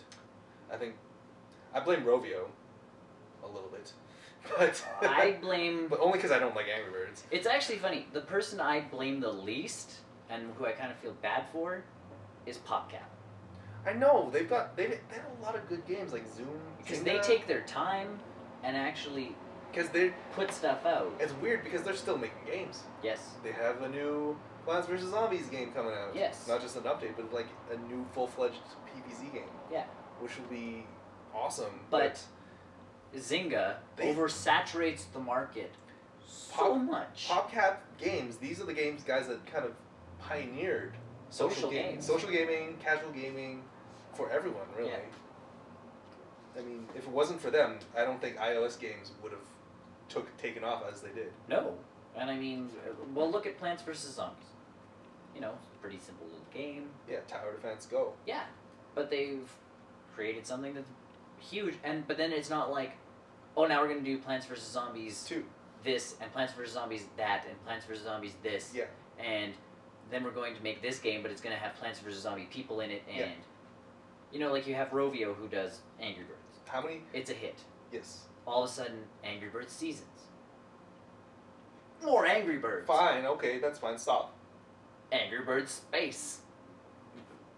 What else was there? There's only 3. There's one new one coming out. Oh, and then yes, there's a brand new one. I don't know. Oh, and I forgot Angry Birds Rio to go with the Rio. Oh, the Rio movie. Goodness, yes. So right now you have 4 I have 4 Angry Birds. You will have 1 more soon. Guess how many of those I have played in the last forever? 0. Correct. You can almost delete those apps on your phone for better games. The beautiful thing is, on Android, as long as you don't mind ads, you get them for free. You can get them for free. Mm-hmm. So that is why I have Angry Birds on my phone. Which begs the question, what will the new one be like? What will that one be like? Because if you go to greenday.angrybirds.com, you will be able to see a trailer for Green Day Angry Birds. Sellouts. Like, ever since American Idiot. Ever since American Idiot. Like, was it Doogie? No. No. The one with, like, Welcome to Paradise on it. That CD was great. Oh. But yeah, like, them, fine. I mean, American Idiot, that was... Okay, that was fine for them. But after that, weird. for them to sell out like that. So. But that's what I mean. Like Zynga has a new Vil game every month. Day. Yeah.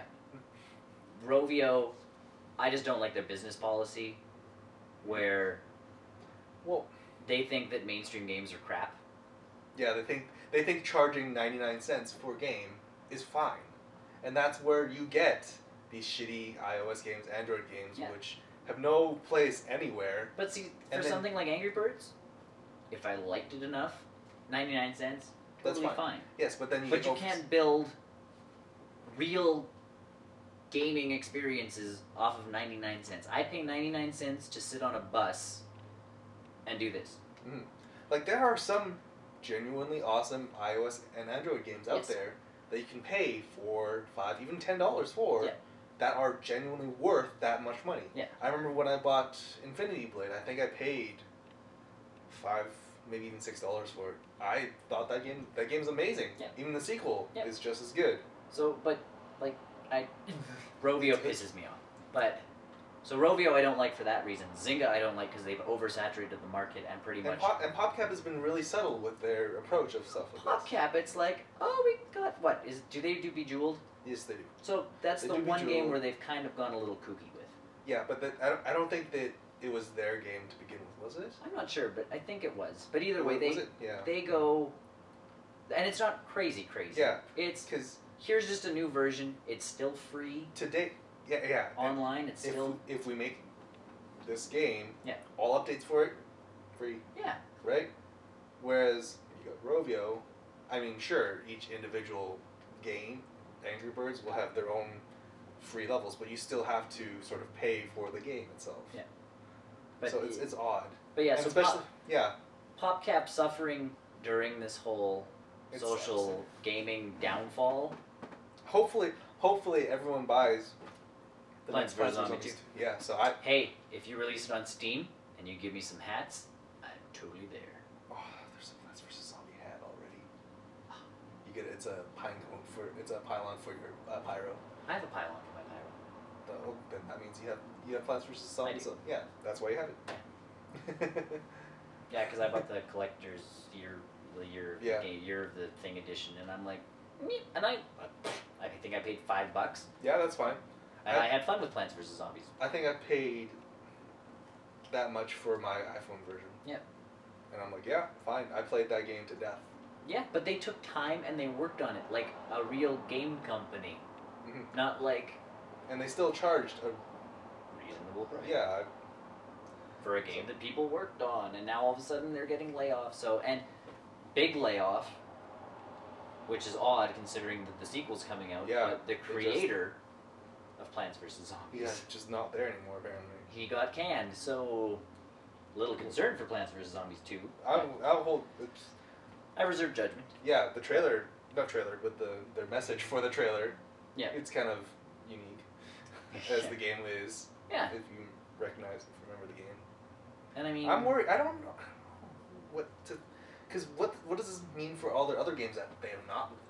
They haven't even talked about yet. I mean, and honestly, they're not a company to sit on their money. Like if Zynga blows up, I don't care. If Rovio blows up, I don't care. If PopCap blows up, it's kind of like if Neopets all of a sudden just like tanked. Yeah, because Neopets, people still play that. Oh yeah. I don't know how that works. I forgot my password. I never had one. I did. I had a purple shark, but I think when Neopets came out, I was still playing Pokemon, so I was like, yeah, I'm good. But that's what I mean, like, but it's the same thing. Like Neopets, as crazy as it is now, they put time and effort into a lot of that stuff that they do. Yeah, and I won't say that I appreciate it, but they have a product that is at least, and I mean it's still free. There was that one time when Neopets hoarded themselves out. Yes.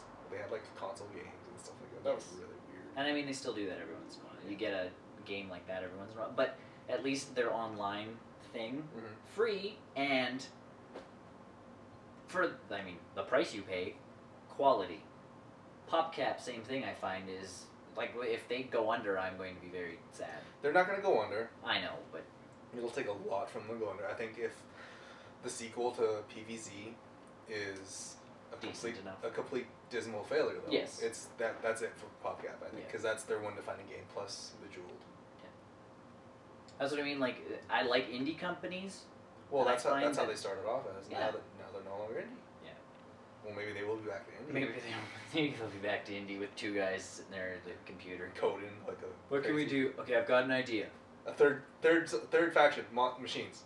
Damn! Fuck you, Valve. You stole our idea. Vampires versus toaster ovens. Vampires versus werewolves. Fuck Twilight. And Underworld. Underworld, Twilight, every... Shades of Grey. Oh, have you seen my Shades of Grey Gen Ready that I found? No. Oh, after. Yes. It's rated like double M for super mature. Awesome. Yeah, too bad for now. Yes. We'll see them again soon. I know PAX is coming up, so maybe that's where Plants vs. Zombies 2 will show up. Probably. So. Apparently this year's PAX indie third. Every year at PAX they have an independent game competition, and this year is the 2 times bigger. Is like the entry contests. They've got a lot this year. So well, and hopefully PopCap. Like, I kind of want these little kind of social game things to die. Not completely, but... Well, we saw a huge resurgence in them, 2 or 3 years ago. And then now everyone's realizing, hey, these games are not quite so fun. They're kind of boring after, a month. Unless we give them money. Yeah. Yeah. I think the best way to do free, and I mean Nimblebit. Freemium. Nimblebit does it well with the Tiny Tower and the plane one that I have yet to get on my phone. Tiny planes? Pocket planes. Mm. Either way, you don't have to give them money. You can just play the game. If you feel like giving them money, you give them money. And for Nimblebit, it has worked. And I feel that that's I will give you money for a free game if it's decent. Mm-hmm. So, but... Oh shit, I'm becoming you. I have how many friggin' tabs? And I finally started closing all mine. Do you have 2 tabs? Either way, fail bombs. Yes, bombs. Because we finally have some. We got a few of them. They have nothing to do with video games or movies. They're just really bad news. Really dumb. People so, in this world are real weird. Yeah. Back in 1600s and stuff, people really liked painting Jesus. Mm-hmm. It was a thing, and I'm pretty sure all of you have heard this story. But so there was a portrait of Jesus. Yes, it looks really pretty. It was really pretty, and it wasn't done by anybody overly famous, and it wasn't a crazy, super expensive piece of art. But it was old, and it was, a picture of Jesus, and it was done by someone, and either way, it was donated to this one place, and this older woman thought that she'd be nice and make it restore it. Look pretty. Because there were some, pieces of the picture that had been, partially missing, because that's actually the original. Mm-hmm. And then it has deteriorated from there, and then it is now. Well, what did she do to it? She painted over. She restored it. She restored this painting. That's not restoration, in my opinion. Nope. It looks like wax drawings. That's not even paint by numbers. I could do a better job in Word, not Word. MS Paint. No, draw something. Yes, you could. I could do something better than draw something. If you had to draw Jesus and draw something, that would not be what it looked like. No, it would. So essentially, Jesus' face, in its upward tilt looking towards heaven, with his crown of thorns, has turned into a blob monster. The only thing you can really compare this to is maybe a Picasso. No. But even Picasso looks prettier than this. Yeah. It's like she took the palm and just smeared. Yeah, it's literally like she took the smear tool and kind of went to town. Yeah. Yeah. I mean, the smear tool, it's useful. Yeah. But not like this. No. No, this is... I feel like this is an internet meme waiting to happen. Oh, yeah. It's like, herp derp Jesus, or something like that. Herp derp. Oh, jeez. That's terrible. Jesus loves you. It doesn't even look like Jesus anymore. No. So, it looks like an old lady with a scarf. Yeah, a scarf. Kind of wrapped around her head. Yep. So a beautiful painting of Jesus. An old painting of Jesus. Yeah, exactly. This has got history in it. That's what I mean. This is like, you find how do you charge them with this too? Like, how do you defacing Jeebus? I don't know. Is that a law? No, it is in the States when you deface the money. You're not allowed to do that. But I'm not sure if this is a law. Like, I'm not sure if you can charge her with anything other than just stupidity and never allowed to touch art ever again. And banned from everywhere. I was reading some of the comments. I think she made it into art.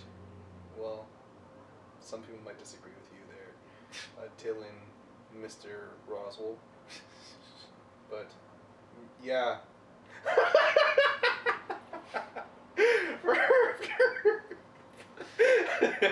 Oh, no. Oh, terrible. It's Jesus. Yeah, that is not Jesus. I've seen several pictures of Jesus. That's the last thing. And I mean, most of the pictures of Jesus from the 16th century and all that stuff don't look like what Jesus would have looked like. That doesn't look like anything. Like I said, it's like Clayface. If Clayface was trying to do Jesus, but he had all of a sudden been hit by... You know how Batman always defeats Clayface? And he starts morphing into different stuff? It's kind of like that. Yeah, okay, yeah, that makes sense. So Clayface is on the bitter end of the end of a fight, and he's like, I wonder what Jesus looks like. It looks like an old lady with a scarf over her head. There you go. Yeah, that's done. Yep, that's what Jesus looks like. Oh, jeez. So, I don't know. Depressed. Yeah, that and as an art person, this just hurts. I could do an even better job in restoring that by not even doing anything to it. Yep. Take restoration classes. She did take it to a professional after she screwed it up, though. So, bonus on. Hopefully they can. That's not a bonus. That's like. Bring yourself to the police station after you committed a crime. Hopefully they can fix it up. No. Not gonna happen. You know the phrase that the damage is done? Yeah. This. Yeah. It relates perfectly. Yeah. Either way. Other fail bombing yes. news.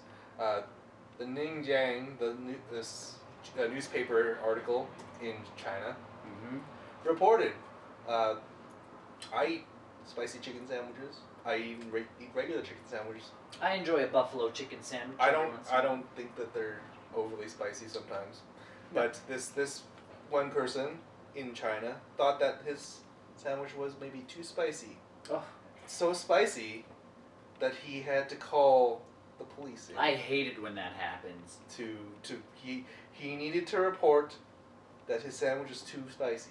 Yep. So there's literally a picture of a guy sitting in this McDonald's with cops going, dude, my sandwich is too spicy. Now, is there a crime there? No. I don't... Maybe there is. See, because in my case, I would pretty much call, like, if this were some kind of... If there was a spice law... Yes. A spiciness factor law... Yes. I'd usually be calling because nothing is spicy enough. Right. I enjoy my spice. I enjoy... If I'm getting a buffalo chicken sandwich... And they came with just mayonnaise. And, like, I eat it and I go, wow, this tastes like chicken... Yes, there's no heat in it. There's no heat? I'd call the cops. I don't see how... It is too spicy for this man to handle. Well, then why do you order a spicy chicken sandwich? Even with the complimentary Coca-Cola drink, it is too spicy. But then why do you order a spicy chicken dish? Because I don't like spicy food. I'll have the curry.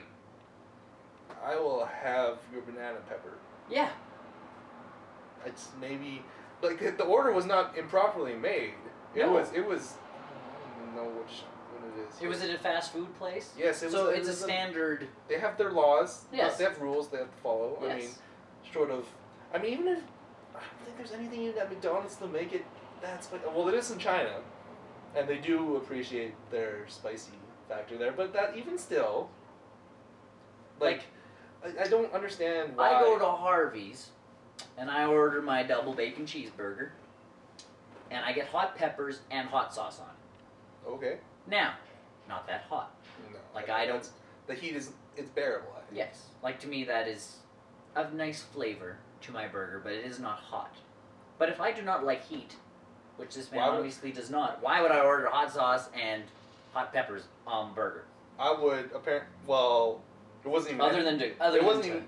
It was just a vanilla spicy chicken sandwich. That's what I mean, though. The police arrived. The officer tried to get the man to calm down. So this man was livid. Well, his chicken was too spicy. The McDonald's even went the extra mile, giving him an extra cola and some grilled chicken legs, which we don't get that here, but that's a China thing there. Yeah. So, you think that... And why do you keep eating the sandwich? I would stop. Here's my trick. Oh man, this is spicier than I thought it was gonna be. Then you complain because it's too spicy, and they go, "Well, here's a Coke." So yes. you drink the Coke. And here's the non-spicy version of this sandwich. Yeah, I'm just gonna keep eating this one that's way too spicy. I don't know what's worse: the fact that this guy called the cops, or the fact that the cops responded. Yeah, because pretty much if it's we call the cops here and say my pizza was too. There's not enough pizza on my pizza. There was a lack of cheese on my pizza. Yes. Then we'd pretty much get they'd probably show up just to arrest you. Yes, because you're wasting money. Yeah. This man wasted whatever they call it over there, but they wasted their equivalent of EPS money. Yes.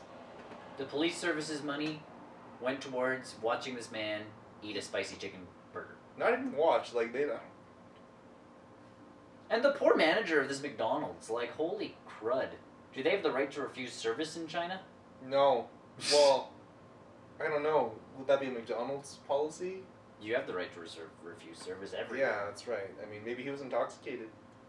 But there's no report on that. I mean, unless the translation was not done right. I've yet to read Chinese. Damn tabs! Open everywhere. Oh, you can read this. Well... Kind of. Read as in, I can see the characters, or... Somewhat understand it? Like when I tried to read French? Oh, look, I can see this guy's emoticon is... Ooh, that's a really inventive emoticon, actually. That is. I like that. I'm going to start using that. So, either way... I don't... fail. I'm going to start calling the police whenever my food is unsatisfactory. So you better make a good burger tonight. Okay. Because otherwise the cops be all up in this house. Yo dog. And I will call the police and talk like that. Yo dog, this dog made my dog want to talk to, doggy.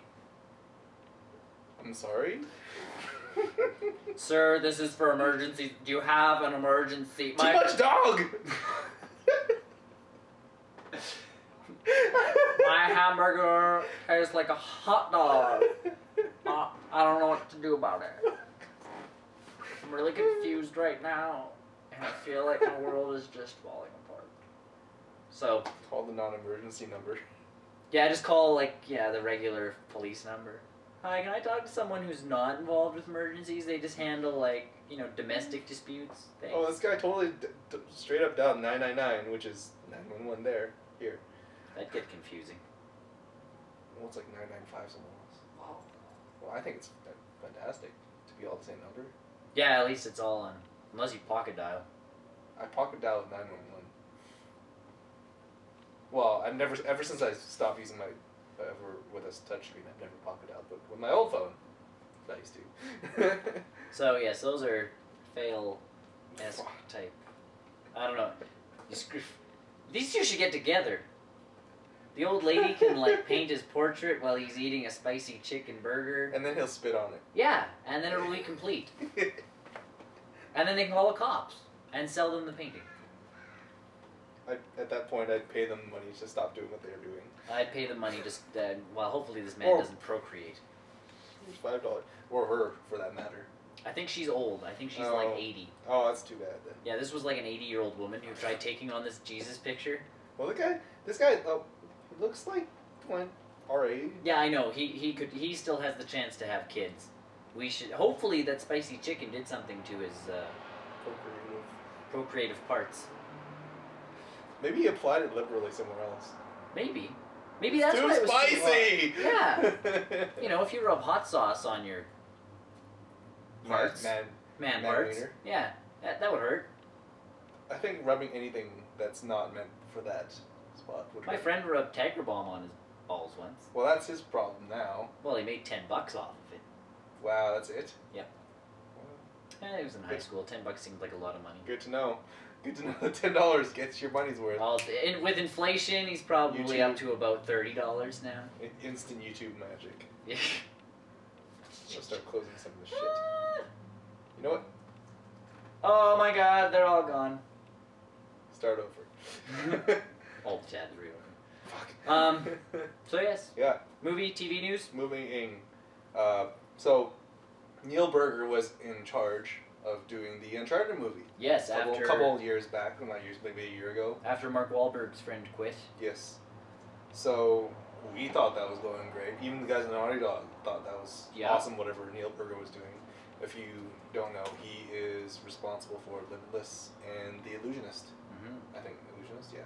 So, everyone, there was high hopes for this movie.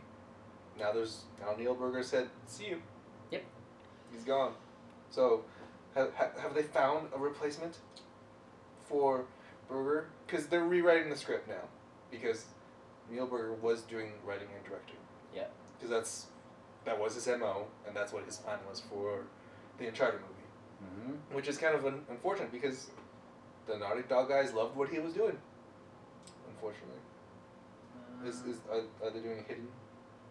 Brought on, should have kept things going. Okay, so yeah, Illusionist and running team of Marianne and Cormac Wibberley. Oh. Those two were responsible for National Treasure and Charlie's Angels. Okay, so maybe National Treasure makes sense for me. But with the Wibberleys on board, and given their track record, are Sony looking for a more family-friendly version of Nathan Drake? In my opinion, he's pretty family-friendly. Nathan Drake is like Indiana Jones. Yeah. The modern Indiana Jones. Honestly, if they did a mix... He was already family-oriented in my eyes. Yeah. I mean, there's a little bit of gratuitous violence. Yeah, but look at National Treasure. Yeah. If you pull one of those off... Yeah, National Treasure is not exactly like Uncharted, but it's, clue hunting for treasures of yore. So there you go. That's your kind of... Well... So it still doesn't have a director, but it got the writers. Right. But the National Treasure movies I thought were pretty good. They were well put together, as contrived as they were. Yeah. There's nothing you can really do about that stuff. No, and again, it's Nicolas Cage, who again I still love, but his movies can be odd. He can be odd, and his characters can be odd. They're bees. The bees are. In a giant bear costume. Either way, Uncharted. Yes, it's hope, but we're. Hopefully they get a script out soon. Concerned. Because I think they had a script. Well, I think with David O. Russell they had a script. Okay. And that one got scrapped because all of a sudden there was talk of Joe Pesci and Robert De Niro and Mark Wahlberg, unfortunately. Maybe I can get Nathan Fillion on. I always thought Neil Burger was doing the script too. And he might have been, but whatever. If he's gone now, then... That's too bad, because that would have been good. It would have been. Either way, still excited for, I guess, Uncharted movie, but... Other TVing... I have something else that we did not write down. Oh, yes? One of the front runners for the Guardians of the Universe movie. Oh, yeah, I heard whispers of something. Yes.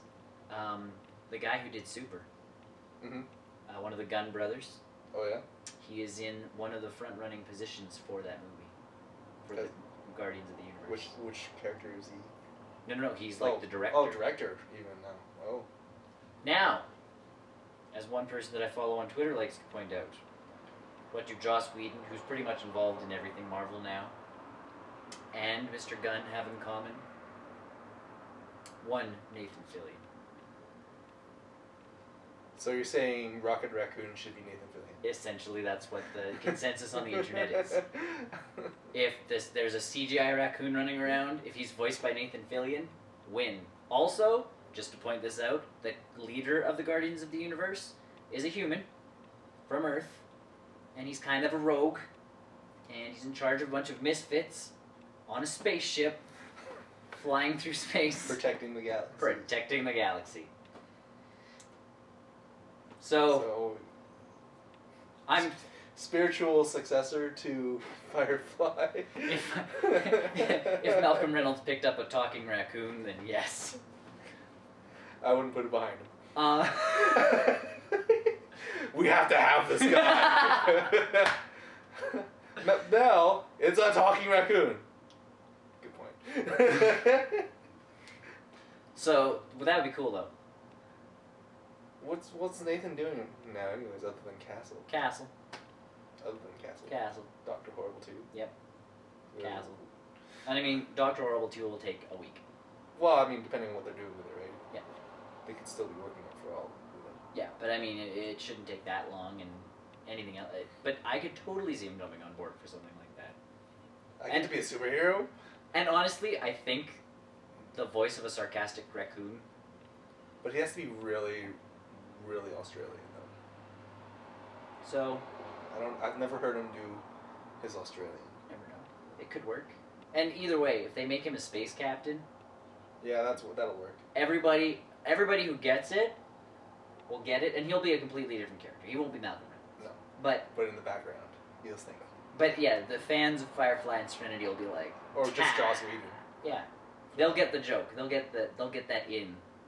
And then everybody else will just be treated to a wonderful performance by an actor who knows what he's doing. So, but yes, one of the Gunn brothers is in the top running for directing Guardians of the Galaxy. Yeah. So, interesting. Yes, and then with that, Power Rangers movie. I'm on a kick. Even more Power Rangers. You have no idea if you're gonna get this or not. You know you're not, but you know you want it. I would want it. How much do you want this? Okay. Is it worth? So everybody, Power Rangers seasons 1 through 7, DVD box collection. This is the 20th anniversary this year? It is the 20th anniversary coming up this year. So they're doing something a little bit special. Yeah. For avid. Well, and the show is going to get crazy. They're actually bringing back weapons and Zords from like past seasons.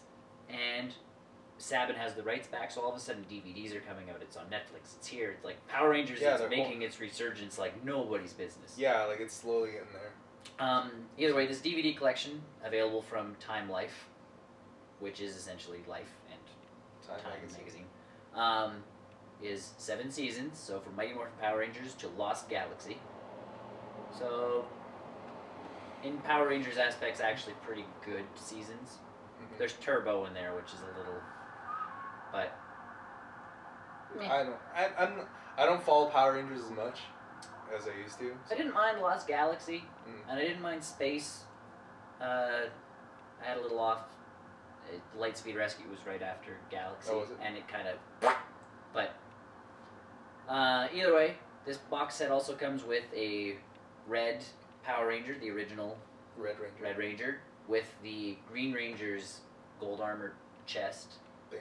Yep, and his sword, and also 3 bonus discs with tons of bonus features. If I could just buy the discs, I'd be happy. Mm-hmm. Those bonus discs. How much is this going to set you back though? $220. Do you feel like this is worth $220? It's 338 episodes of Power Rangers. So if you've never ever seen Power Rangers, and you don't have Netflix, and you want it for your children, yes, to watch in the car, let's say, because you can't take Netflix in the car with you. Well, if you're savvy enough. No, yeah, you kind of could. No, your data plan would die, but but yeah, for $220, you get 338 episodes plus lots of bonus content. Bevy of bonus content that hasn't really been experienced in one sitting before. A lot of it is actually just for this set. Yeah, they've done new interviews with people. I think they're doing a lot of commentaries as well. Yeah, they're probably not going to commentate every episode, but like the key episodes. And they didn't get the girl who does Kimberly back. They didn't get the guy who does Justin or Jason back, and they didn't get, I believe, the guy who did one of the guy who was the Black Ranger / Green Ranger. Oh. From later one of the seasons. Yeah. But otherwise they interviewed everybody. Apparently there's a nice little commemorative spot for I don't know how to pronounce her name, but the girl who played the Yellow Ranger. In the first episode? In the first season. That never existed? No, that first episode, yeah. Oh. But there was the Asian girl who played Trini. Oh, yeah? She died in a car accident, which is why she was no longer a Power Ranger. So, they did a nice little commemorative thing on the DVD for her, apparently. So that's cool. Oh, yeah. Because they all shared memories of filming with her. There's stunt stuff. There's Bulk and Skull special stuff. I want to know how much content that they're going to kind of talk about with the Japanese show, too. And yeah, that's the other thing. Like how much, kind of... Like, are they going to talk about their experience with... Like, the creators, are they going to talk about, like... Behind, the creative directiveness between how you connect the two completely different shows. Oh yeah. So that's what I mean. Like bonus. That's something that I'd be interested in. The bonus features interest me way more than the rest of the stuff on the DVD. And the action figure. And the action figure, because it's like a collector's little action figure now. It's a $220 action figure. Oh geez, I've seen action figures go for like that too, but they're not quite so small. Maybe the library will get this, and I can just get the bonus features. Yeah. Damn. That won't happen. That would likelihood of that happening is very slim. I'll just find them somewhere then. Find them on the ground on YouTube. Yeah, maybe some of them will hit YouTube. I think YouTube will be your best bet without doing a whole lot of downloading. Probably. Either who? Yeah. Site news. Sighting. News. Sunday. After Aperture. Yes, it's the TFM. Yep. I think the SFM, the Source Filmmaker. Yep. The guy who created sort of an alternate ending to Portal 2 with that really fantastic soundtrack. There's some... They only used it like once in the game in like a radio in the background. Yep.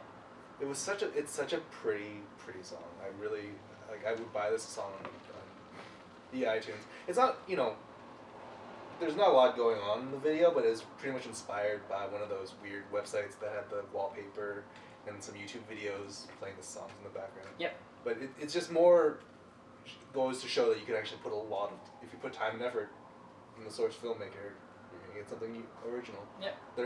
And with my biggest sort of excitement is that they're holding the second annual Team Fortress 2 Saxy Awards, which is the sort of their replay editor / film contest.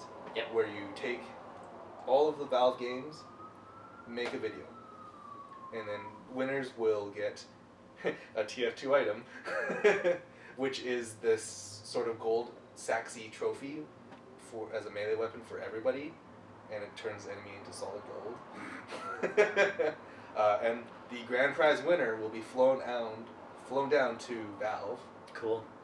Headquarters for a one-on-one film making experience to see how they do those videos. How they do all their stuff. Because I watched the launch trailer for Counter-Strike Go. Yes. And it looks really good, and that was all made in the Source Filmmaker, which shocked me because all that stuff looked like it was like a pre-rendered cutscene. Oh yeah, they can. That thing can do some crazy stuff. If you are a filmmaker and savvy enough, take the Source Filmmaker and do something with it, other than just putting Matrix scenes and dubbing them over the characters. Because there's another video that I did find, but it's not quite so pretty, and I think they took, because one of the contest submission requirements is that it all has to be original content, everything from story to games, like the source engines, and then music. But the guys took music from, I don't know, some dude in Japan. But hopefully he puts his contest entry in with a different soundtrack that he makes. And I'll show you the video later. It's really, really funny. Cool. So, yeah. Excited for second annual Saxy Awards. Woohoo! Go put your entries in. I forgot to even vote on their question for Monday. Oh, yeah? M&M's versus Smarties. Smarties or M&M's? M&M's. Hands down. I think I didn't vote because I was torn. M&M's. M&M. Because there's how many different types of M&M's? And how many different types of Smarties? I know. M&M's. So. M&M's. And M&M's support breast cancer. There you go. So, there you go. Done. Choice made. Either way, for the people that voted, it came out as a tie. So, there you go. Tuesday, Lego Batman 2. Good game still. Good game. Good game. It's a good family game still. Yeah, and it beats out Lego Batman 1 by miles. Yeah, because of the voice acting. And the power-ups. The power-ups. I think the characters are fun. The voice acting really helped a lot for me. And for me, having Superman in there was fun. Like, I like Superman. So... I don't really like Superman, but in the game I really like Superman. Did you get to the other DC heroes? No, I never actually reached the rest. That sucks. But I mean, that's a long game, because I've played quite a bit of it, and I did not get to any of the... Well, it's good people will get their money's worth. Exactly. You'll get cash out. You'll get your cash out of it. So... oh, good. I don't have to go anywhere on Monday. Oh, goody.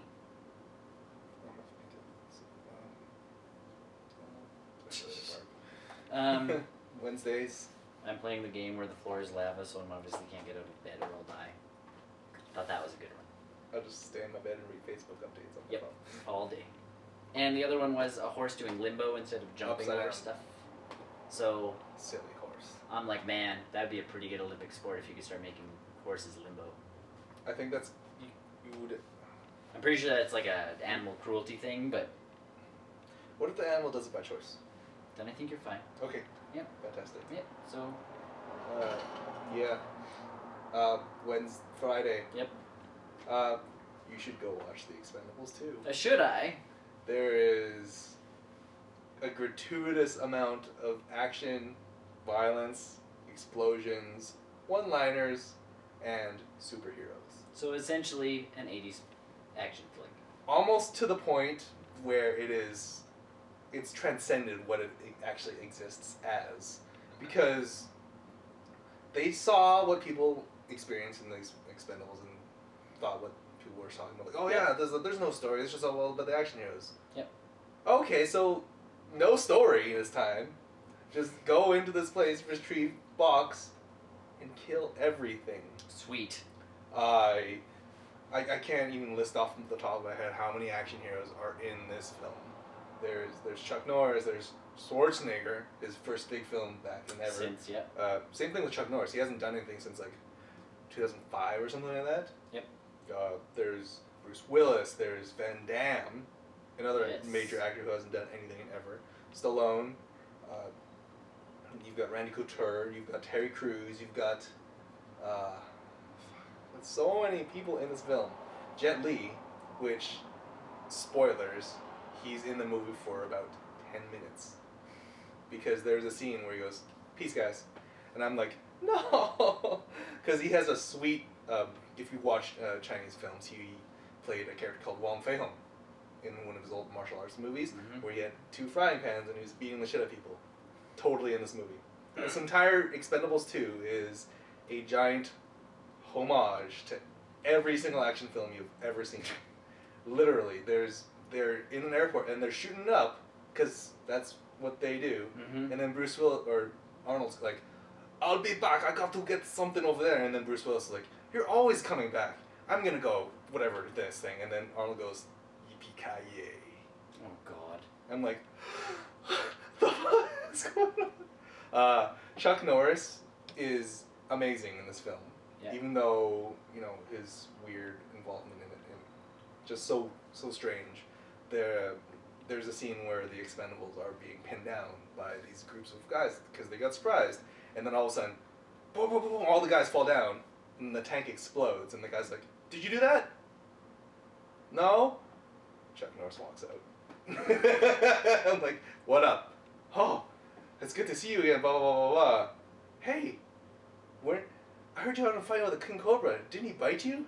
"I know. After 5 days of agonizing pain, it died." And he says this himself, with his own words. I'm like, I feel like I passed out with all of the weird, 80s references and action flicks. It's just, the movie's really bloody too.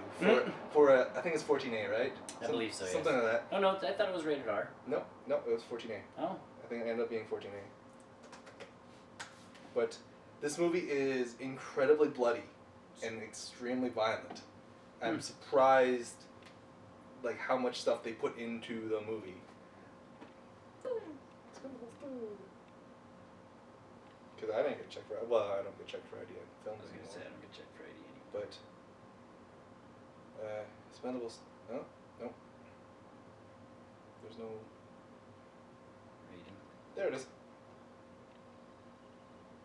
I'd laugh if it just took you to the exact same. 14A. Oh wow. So for a 14A movie, the only tag they have is gory violence, which, albeit they probably pushed it so far before they can just keep it at 14A. Yep. Yeah, there's. This goes almost to the point where it was almost excessive, a gratuitous amounts of like ridiculous. Yeah. So, whether or not you go into this movie thinking like, oh, it's just a summer action flick, it goes beyond that. But if you go into this film kind of expecting wild, ridiculous, old guys doing weird shit, and just having guns and unloading them and everything, it's just ridiculous. They have bottomless clips of like magazines. Oh, of course they just happen to have guns don't run out of ammo. They don't reload. No. All they were missing in this movie was like Chai Fat or like Liam Neeson. Someone just like one of those old action movie stars just to go. Well, I guess Liam Neeson's not at old. He's new to the action. Yes, he's new, but he's an old dude, but he's gaining a lot of reputation. Oh yeah, for as sure. the action dude. So Chow Yun-Fat would have been cool though. I know, like as Jet Li's sort of mentor. I'd be okay with Jackie Chan. No, Jackie Chan is he is established himself in my mind as like the sort of like not the kids movie actor, but like the sort of family friendly action martial arts person. I'd still like to see him in this kind of thing. I don't think it's his type of thing though. Unfortunately, it is far too violent for his MO. For me. He wanted to get into serious acting. This is serious acting. This is serious business. It's Jean-Claude Van Damme's in it. He's a serious actor. Jean-Claude Van Damme is literally his name. His character name is Jean Villain. I kid you not. That's his name. Jean Villain or something like that. Beautiful. I'm like, oh, this is terrible. And then there's like a sweet knife scene, a knife fight. Oh, it's just so strange that this movie exists as it is. Yep. And I was looking for Mickey Rourke, honestly. I missed him. He was so awesome in the first movie, even just as like the sort of the wise mentor in the background. I missed him in this movie. He would have been great.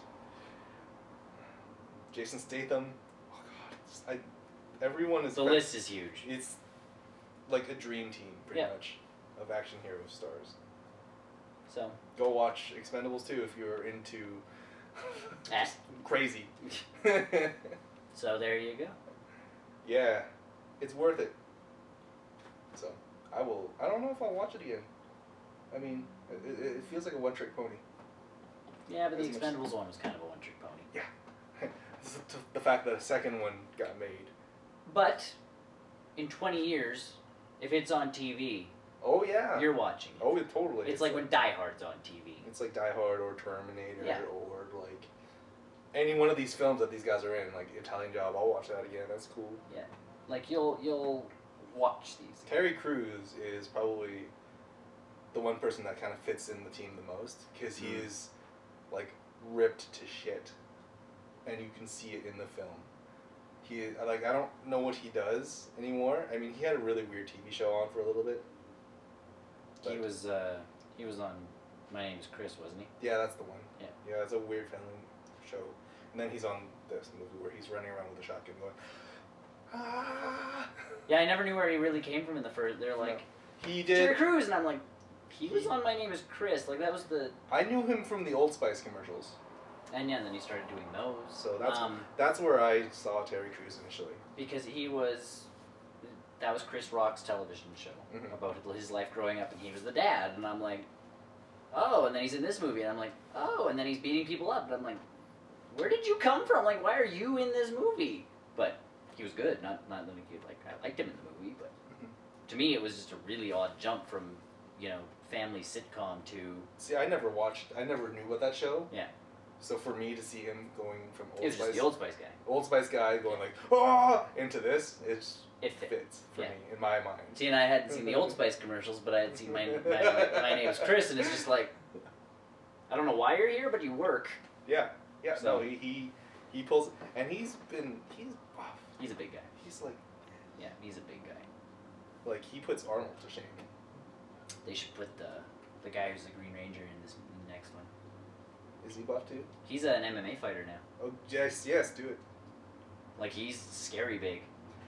And tattoos and. My biggest problem with the Expendables 2 is that they tried to put a weird story into it in terms of like emotional feeling and touchy feeling. Yeah, but they did that with the first one too.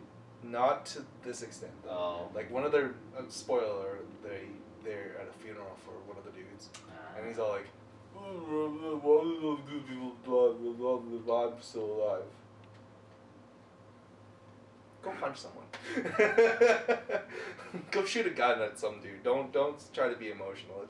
It was really out of place for me because it was because they just met with Van Damme's character and he was really like, I want to kill you or something like that. And I just liked it, but there was things that could have been omitted.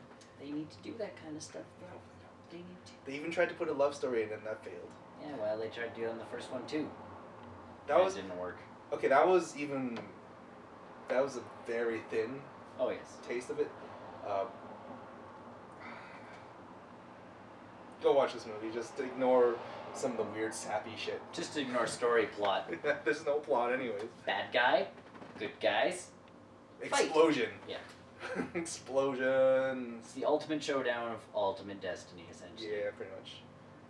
And Chuck Norris is on the winning side. So you've got to win. So Mr. Rogers wins at the end of this. No, Stallone. Of course, Stallone. And Terry Crews and Jason Statham. Jason Statham's so funny. No, they got to get a little mix of people. So they need more for the next one. I don't know. I don't want them to do a third one. They're going to. I don't want. Because this one will do good enough that they'll go. I don't want a third one. Yeah, but what else are these guys gonna do? Arnold's in a weird Yeah. Sheriff movie thing. You know what they should do is remake Total Recall with Arnold Schwarzenegger as the bad guy. I've seen these stories before. It's no good. I'm getting out. Get out. I'm getting out before the hero shows up. Well, there's no more Rocky movies, that's for sure. No, those ended. So those ended well. Yeah. So. Either who. Mm-hmm. That's it for now. Yes. We shall bid you adieu. We'll see you soon. Next time. On the Barrel Roll News Network. .com. BarrelRollNews.com.